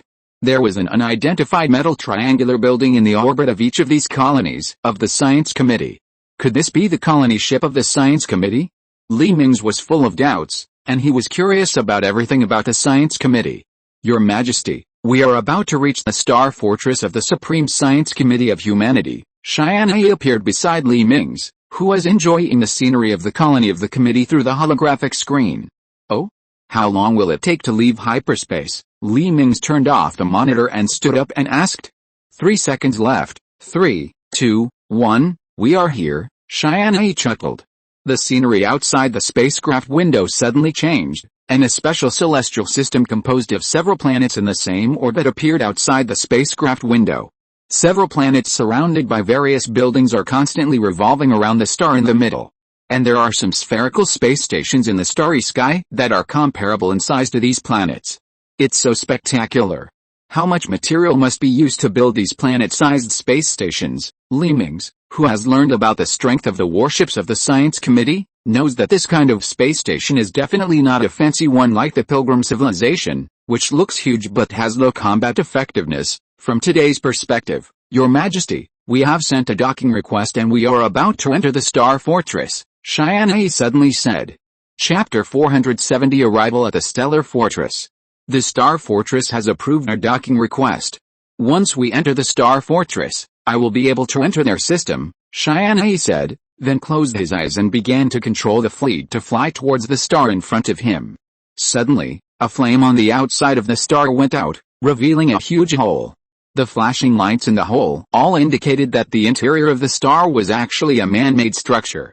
The warship where Li Mingze was suddenly stopped its thrusters and floated into the star fortress under the traction of the light emitted from the hole.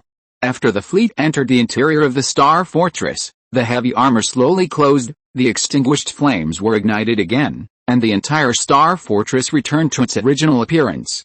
Okay, Your Majesty, I have entered the internal network of this fortress, and I am looking for the location of their central control host. Tianyi closed his eyes and whispered. Please disembark immediately for inspection.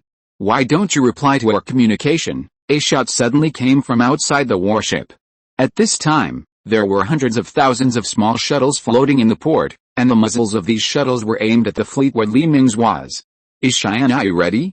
We are surrounded now, Li Mingze asked Tianyi nervously. It would be a lie to say that he was not nervous. After all, this was in someone's lair. Okay, I have found it. This is the highest order.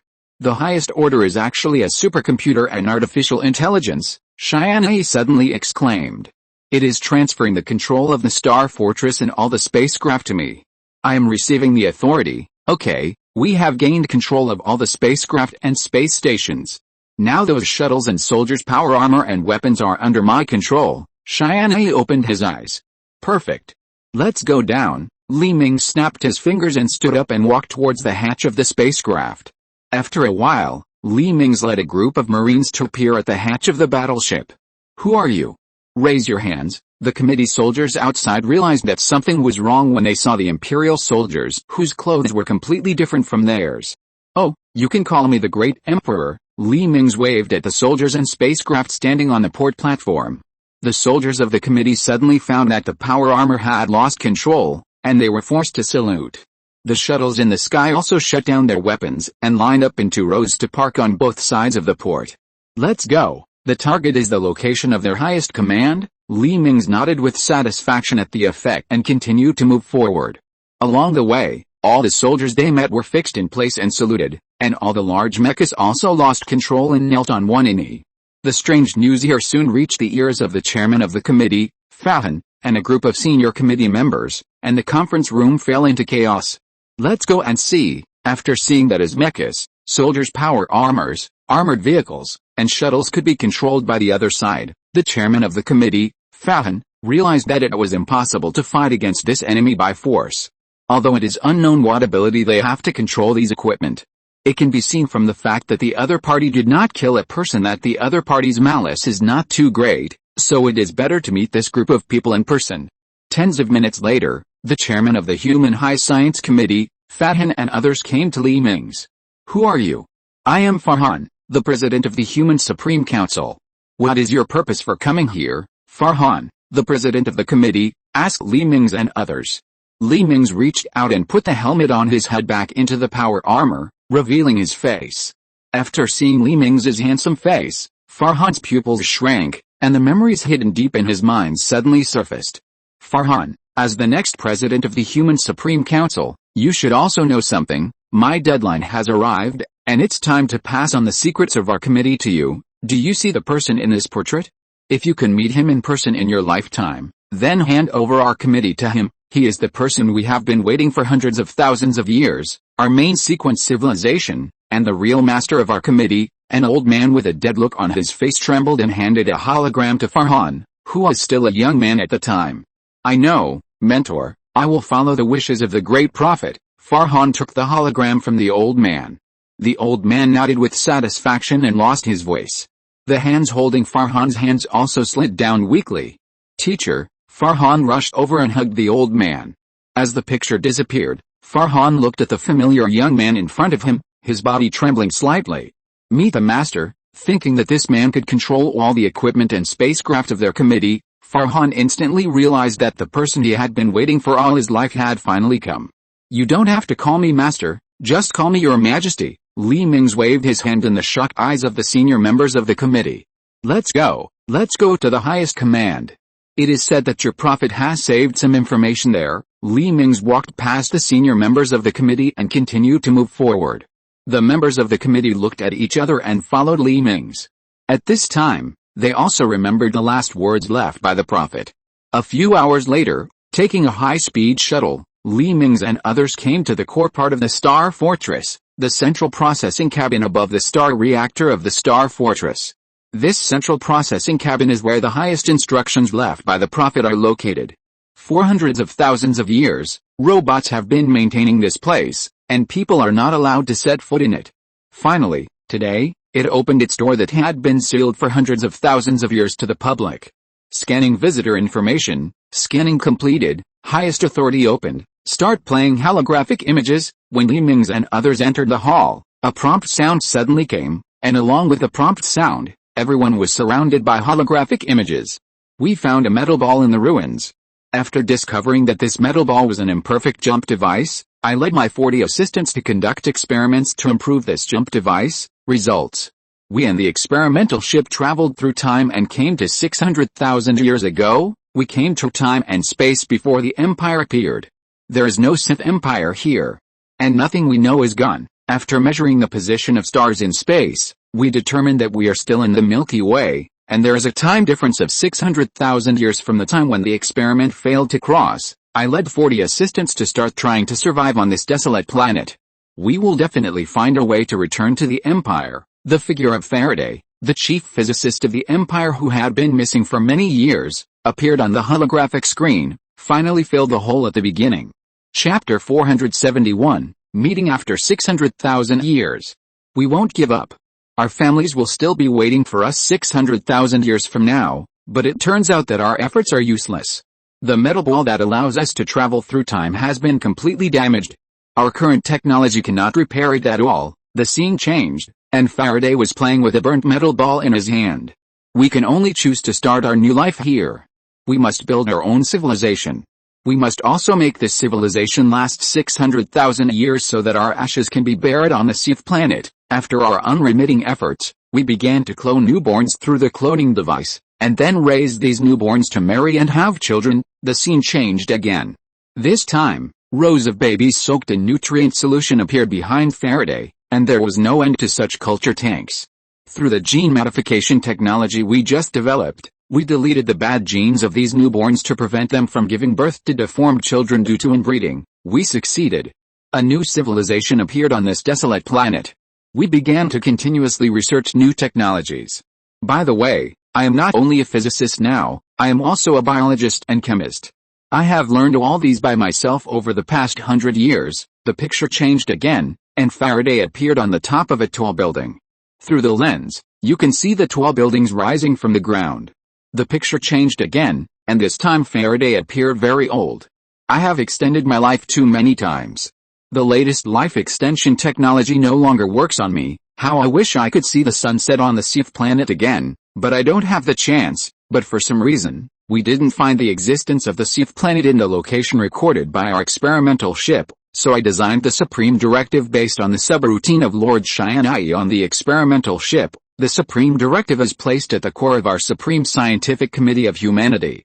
It will shoulder the mission of finding the Sith Empire, in order to prevent the Sith Empire from encountering devastating disasters or too powerful enemies during its growth. The Supreme Scientific Committee of Humanity will also shoulder the responsibility of clearing all non-human civilizations in the Milky Way. In addition, I also ordered the Supreme Directive to monitor any natural disasters that may occur in the Milky Way.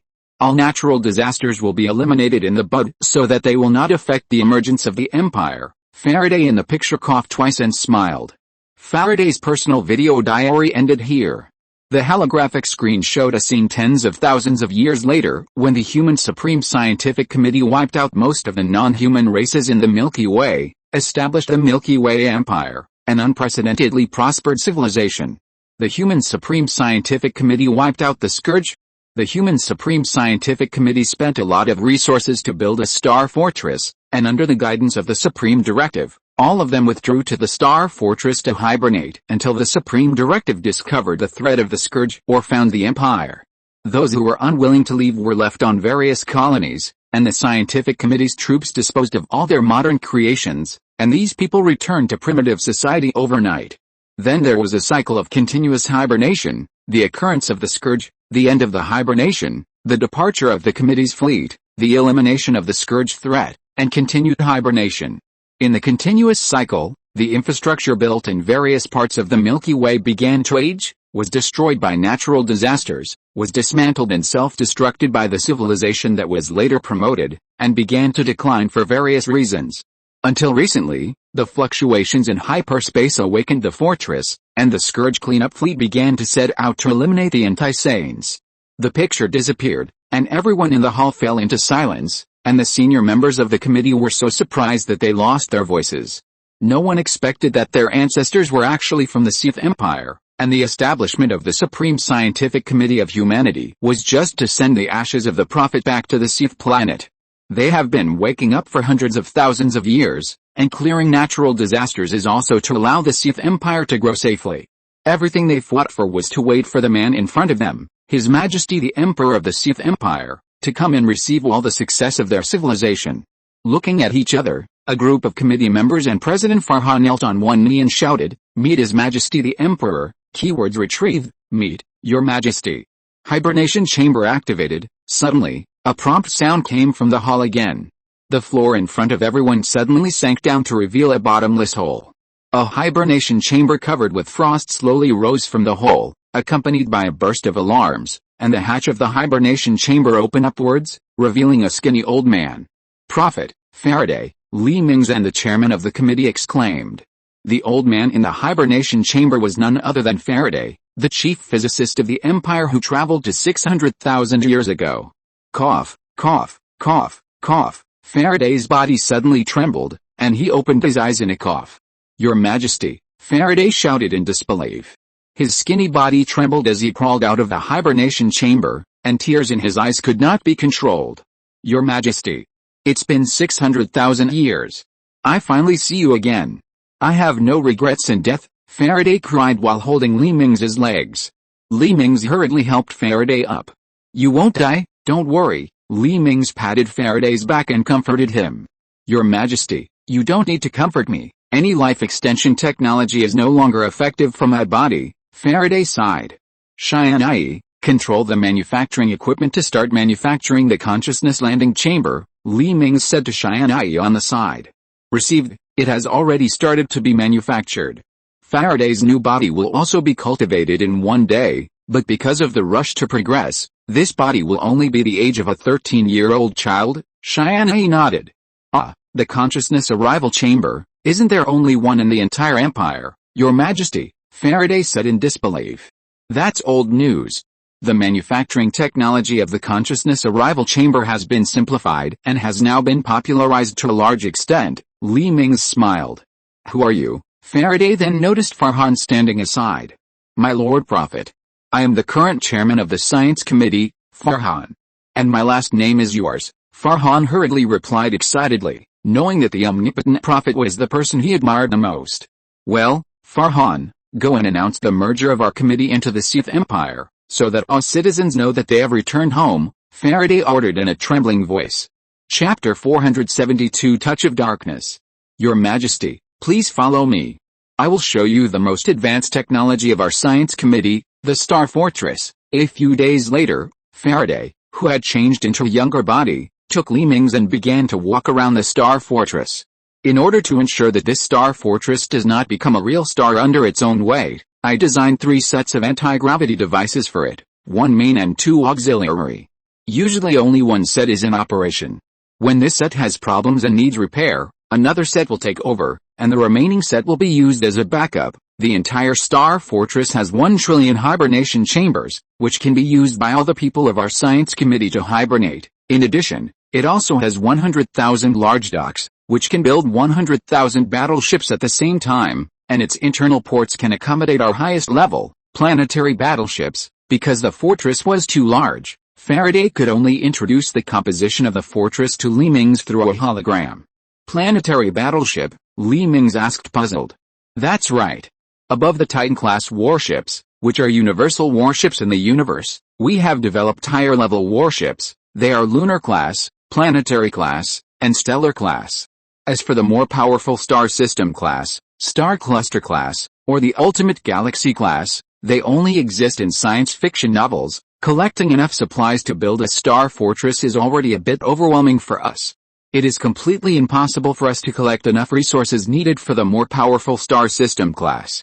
Even if we collect enough, our civilization may decline. Faraday shook his head regretfully. Let me continue.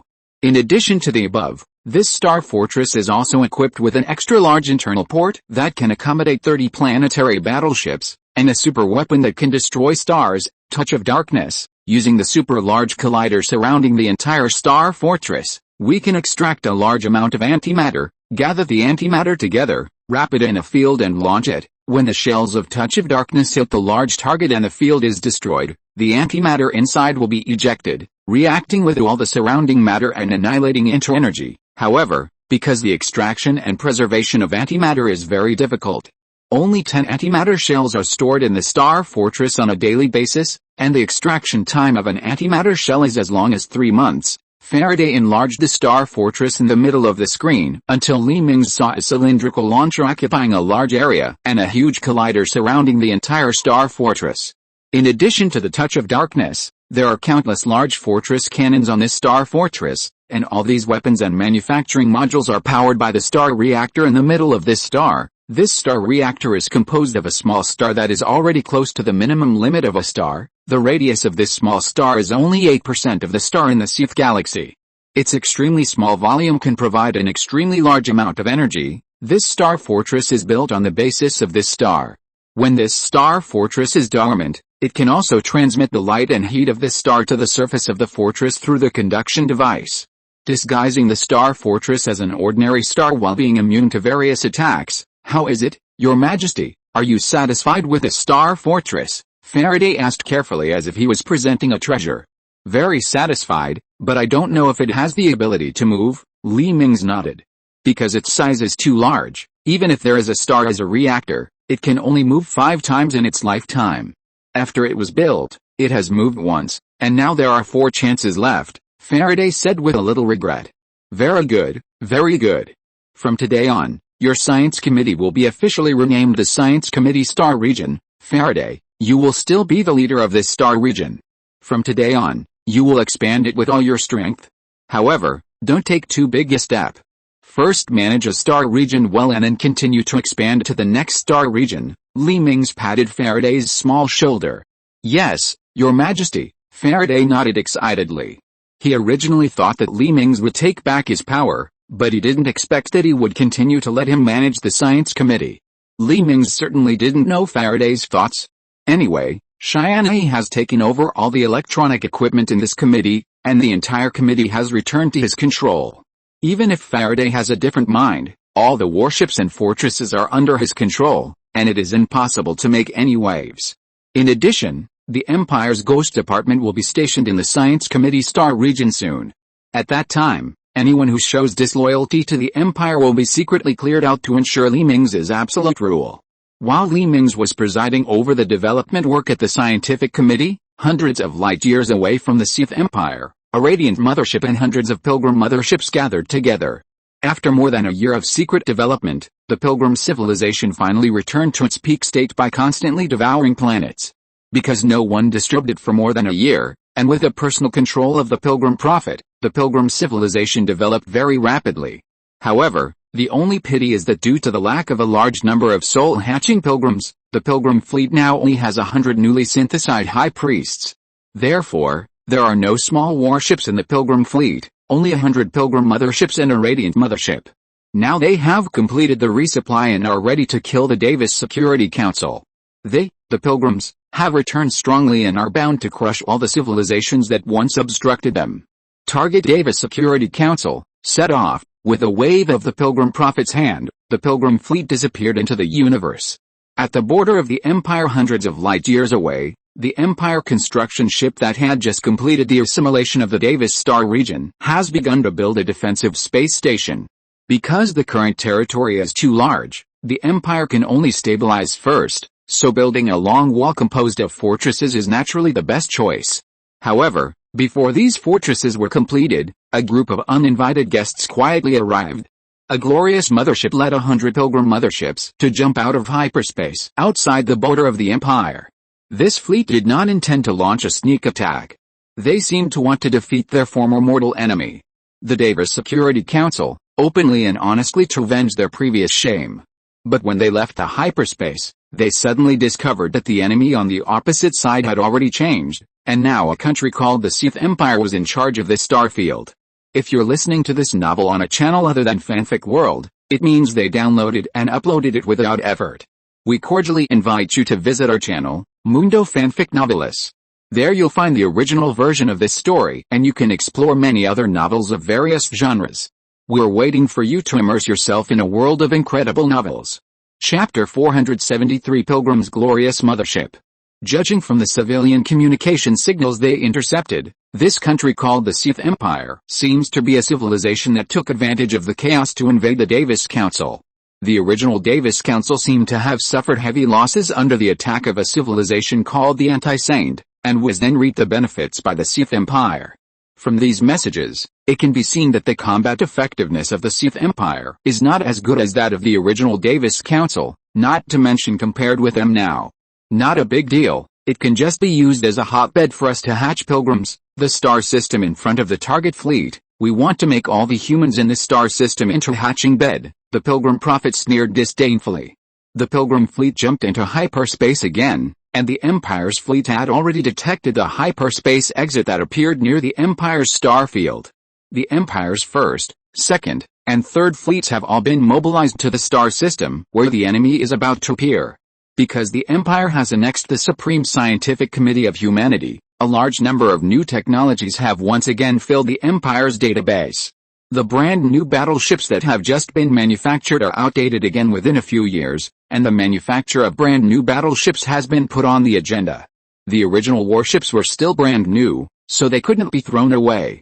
So the Empire transformed all of them and turned them into unmanned warships controlled by EVA.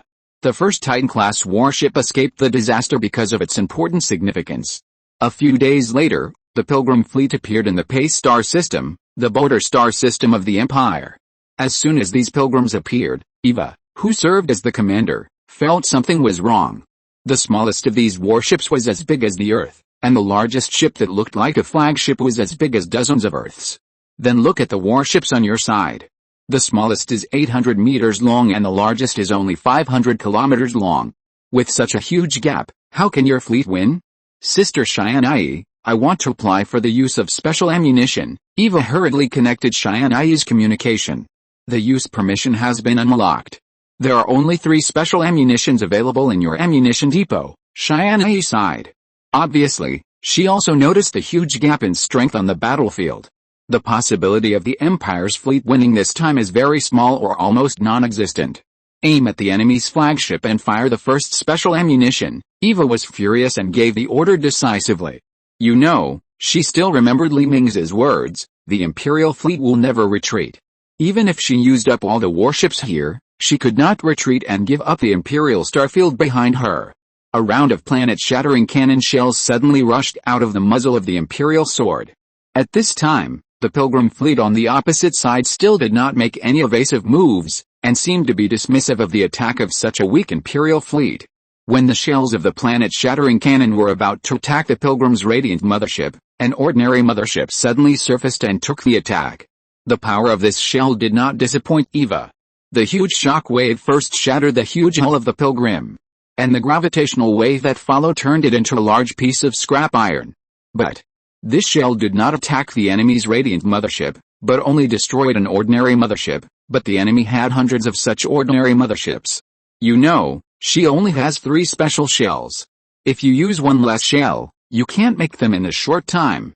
Keep firing. Fire all the remaining 2 shells, Eva gritted her teeth angrily. At this time, the Pilgrim fleet didn't intend to watch the monkey show, especially when they knew that this was a monkey carrying civilians. Even if it couldn't hurt them, it would be disgusting to be hit. The Pilgrim fleet began to disperse and rush towards the Empire's fleet. That's right, it rushed. They didn't fire a single shot, but planned to use their huge ships to directly smash the Empire's warships. Flying all the way at a high speed, the Pilgrim's ship's extremely hard ship made a tearing sound, and it was obviously at its limit. At this time, all the Empire's warships turned around and retreated. You know, it is basically impossible to rush out of the wall composed of 100 spaceships before the other side arrives, so it is better to use speed to retreat. When the Empire's fleet flew out of the orbit of the star Pace, they realized that something was wrong, but it was too late. The Pilgrim's fleet tightly wrapped Pace, and the Pilgrim's radiant mothership began to fly towards Pace. Because of the anti-gravity modules inside these motherships, although these warships are very large in size, their mass is not large. Even if 100 ships hover around Pace, there is no abnormality on Pace. Except that the original sky has been occupied by huge metal spheres. Suddenly, the people in the North Pole of Pace saw an extremely large disc-shaped spaceship slowly approaching their planet from the starry sky. Although it is far away from the ground, the opponent's spaceship has occupied the entire starry sky. When this spaceship flew over Pace, a chrysanthemum-like hatch at its bottom slowly opened, and the dark hole in the hatch began to flash a blue halo. A large amount of energy gathering is detected, and the gathering point is below the opponent's flagship. Eva detected the leaked energy when the hatch of the mothership was opened. Fire the second round of star-shattering cannons. Eva controlled the sword of the Empire and aimed it at the location of the Pilgrim's flagship. But what made her helpless was that no matter how she aimed, the other party's flagship was just blocked by the ordinary mothership, leaving her no gap. Give up firing the second round of star-shattering cannons, Eva sighed, not knowing what the other party was going to do, but fortunately there were only the remnants of Davis's council on this planet. At this time, at the North Pole of Pace, the Pilgrim mothership, which had completed the energy storage, suddenly shot down a blue beam of light. The seemingly powerful beam of light did not even lift a grain of dust on the ground, but spread along the ground to all directions. Just when people were puzzled, they suddenly felt a pulling force coming from the top of their heads, as if they were being pulled out of their bodies. After a few seconds, this feeling disappeared, because people found themselves floating in the air, while their bodies were still on the ground. People looked at their somewhat transparent hands in confusion. Did their souls leave their bodies? Suddenly, a stronger pulling force came from the sky, and people's souls began to fly towards the North Pole of Pace along this pulling force, where the whole of the glorious mothership seemed like a big mouth, constantly swallowing the flying souls. It has been 1,000,000 words without me noticing. Thank you to all the brothers and sisters who have been with me until now. Thank you. Chapter 474, The Profligate Merchant Returns.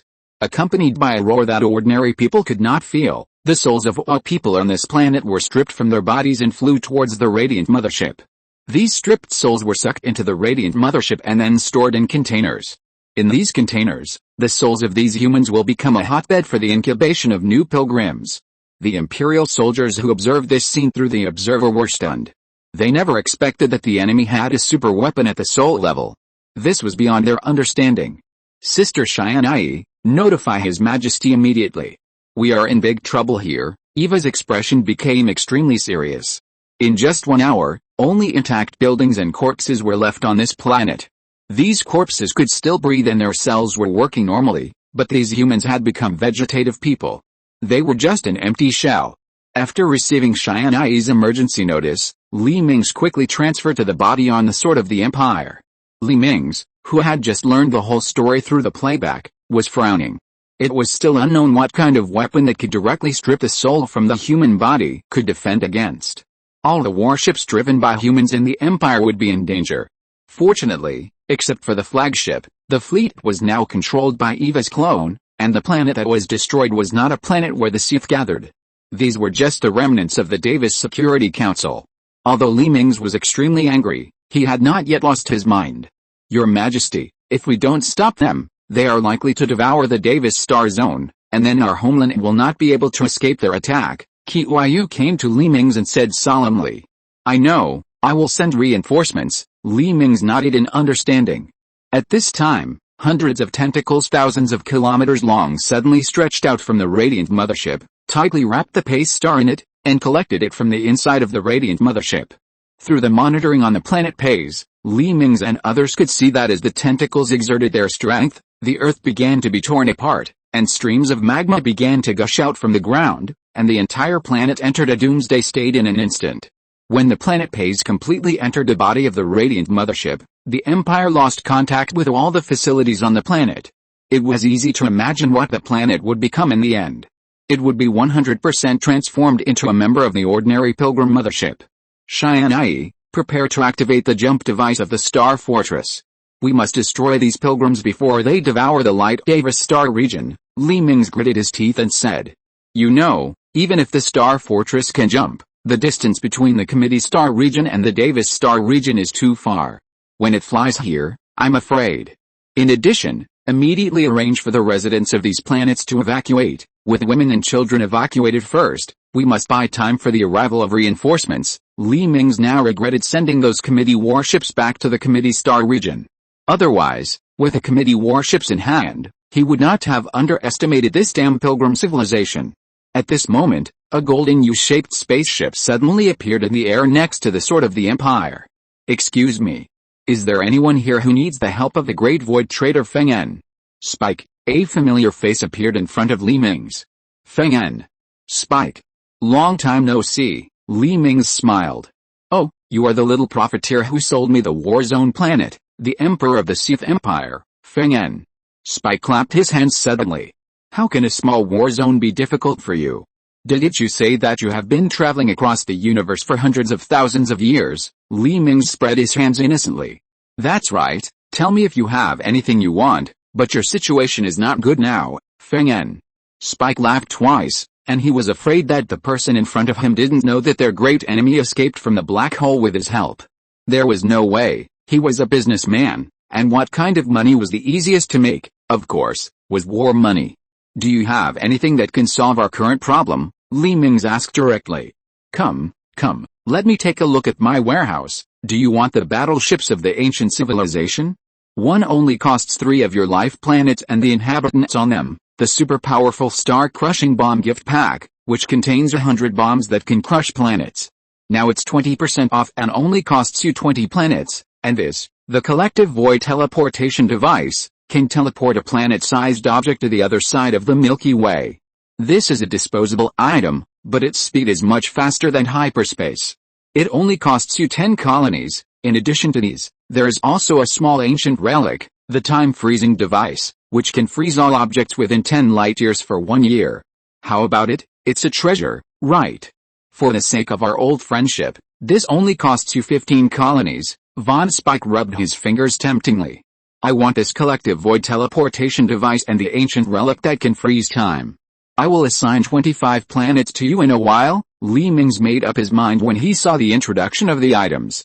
There are a large number of low-level civilizations in the Davis Star region that were annexed by the Davis Security Council.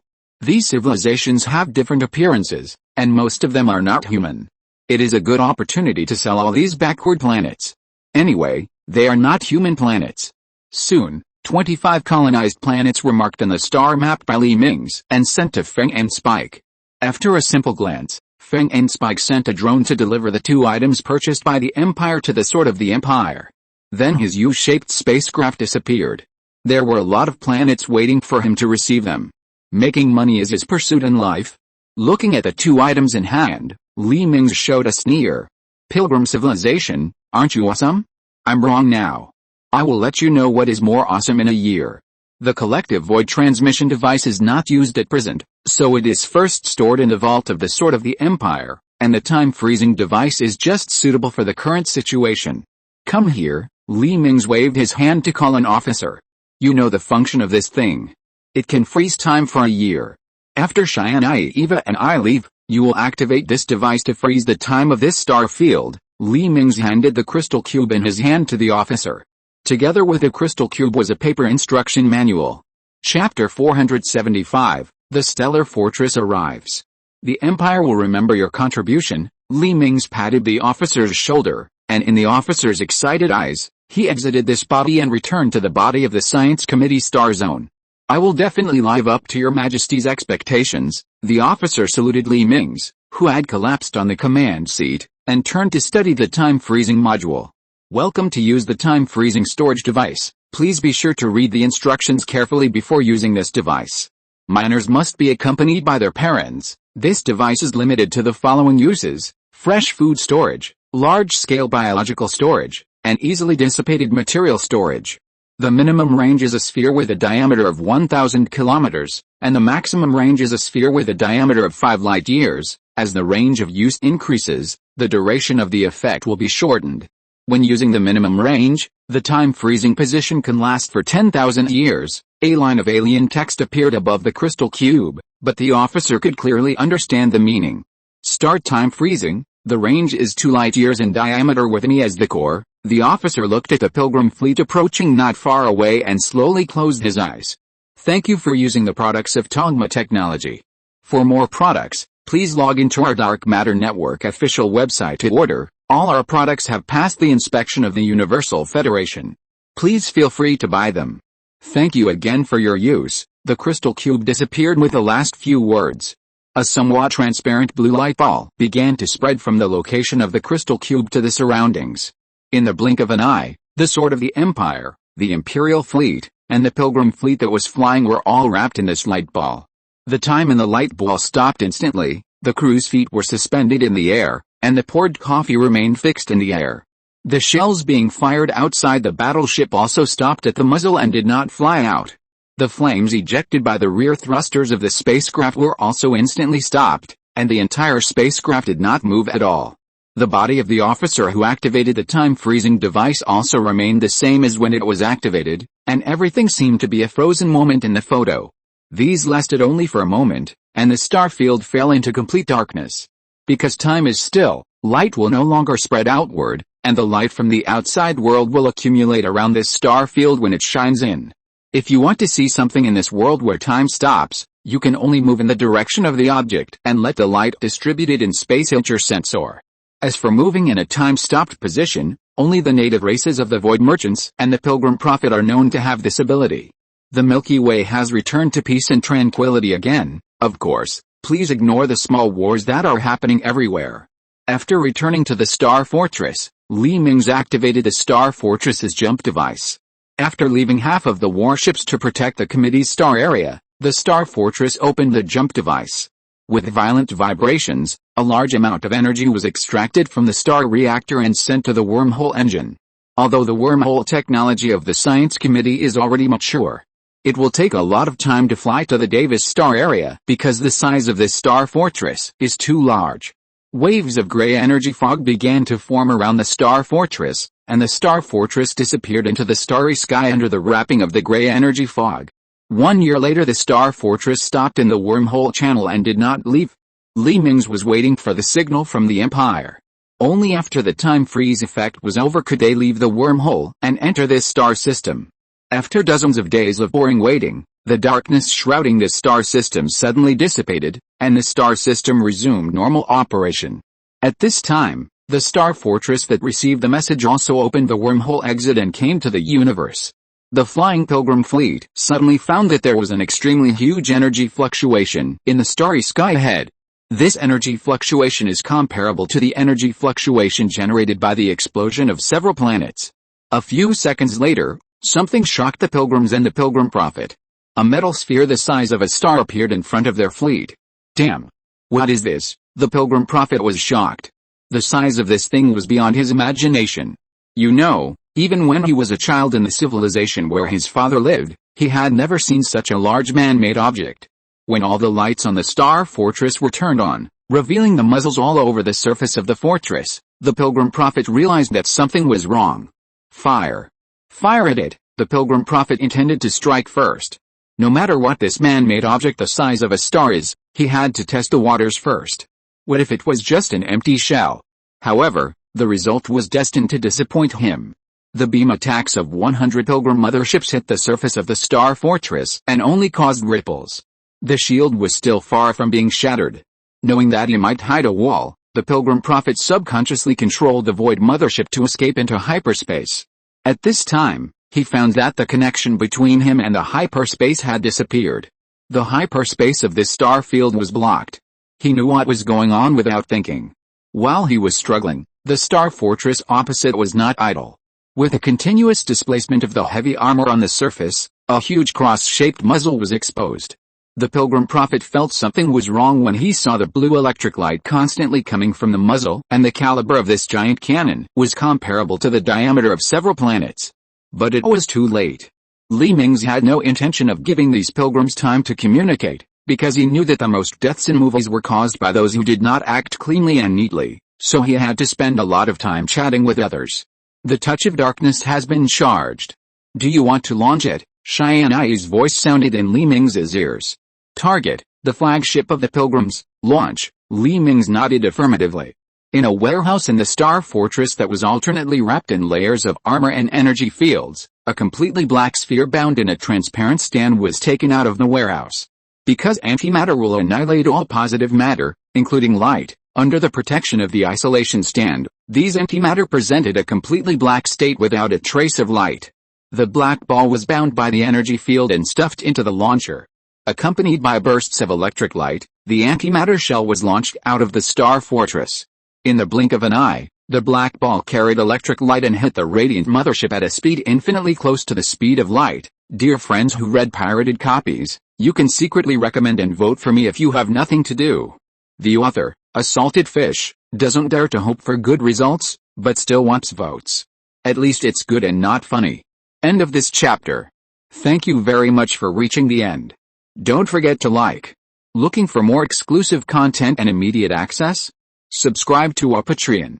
Remember, every like, subscription, or donation encourages us to continue. Thanks to everyone. See you in the next video.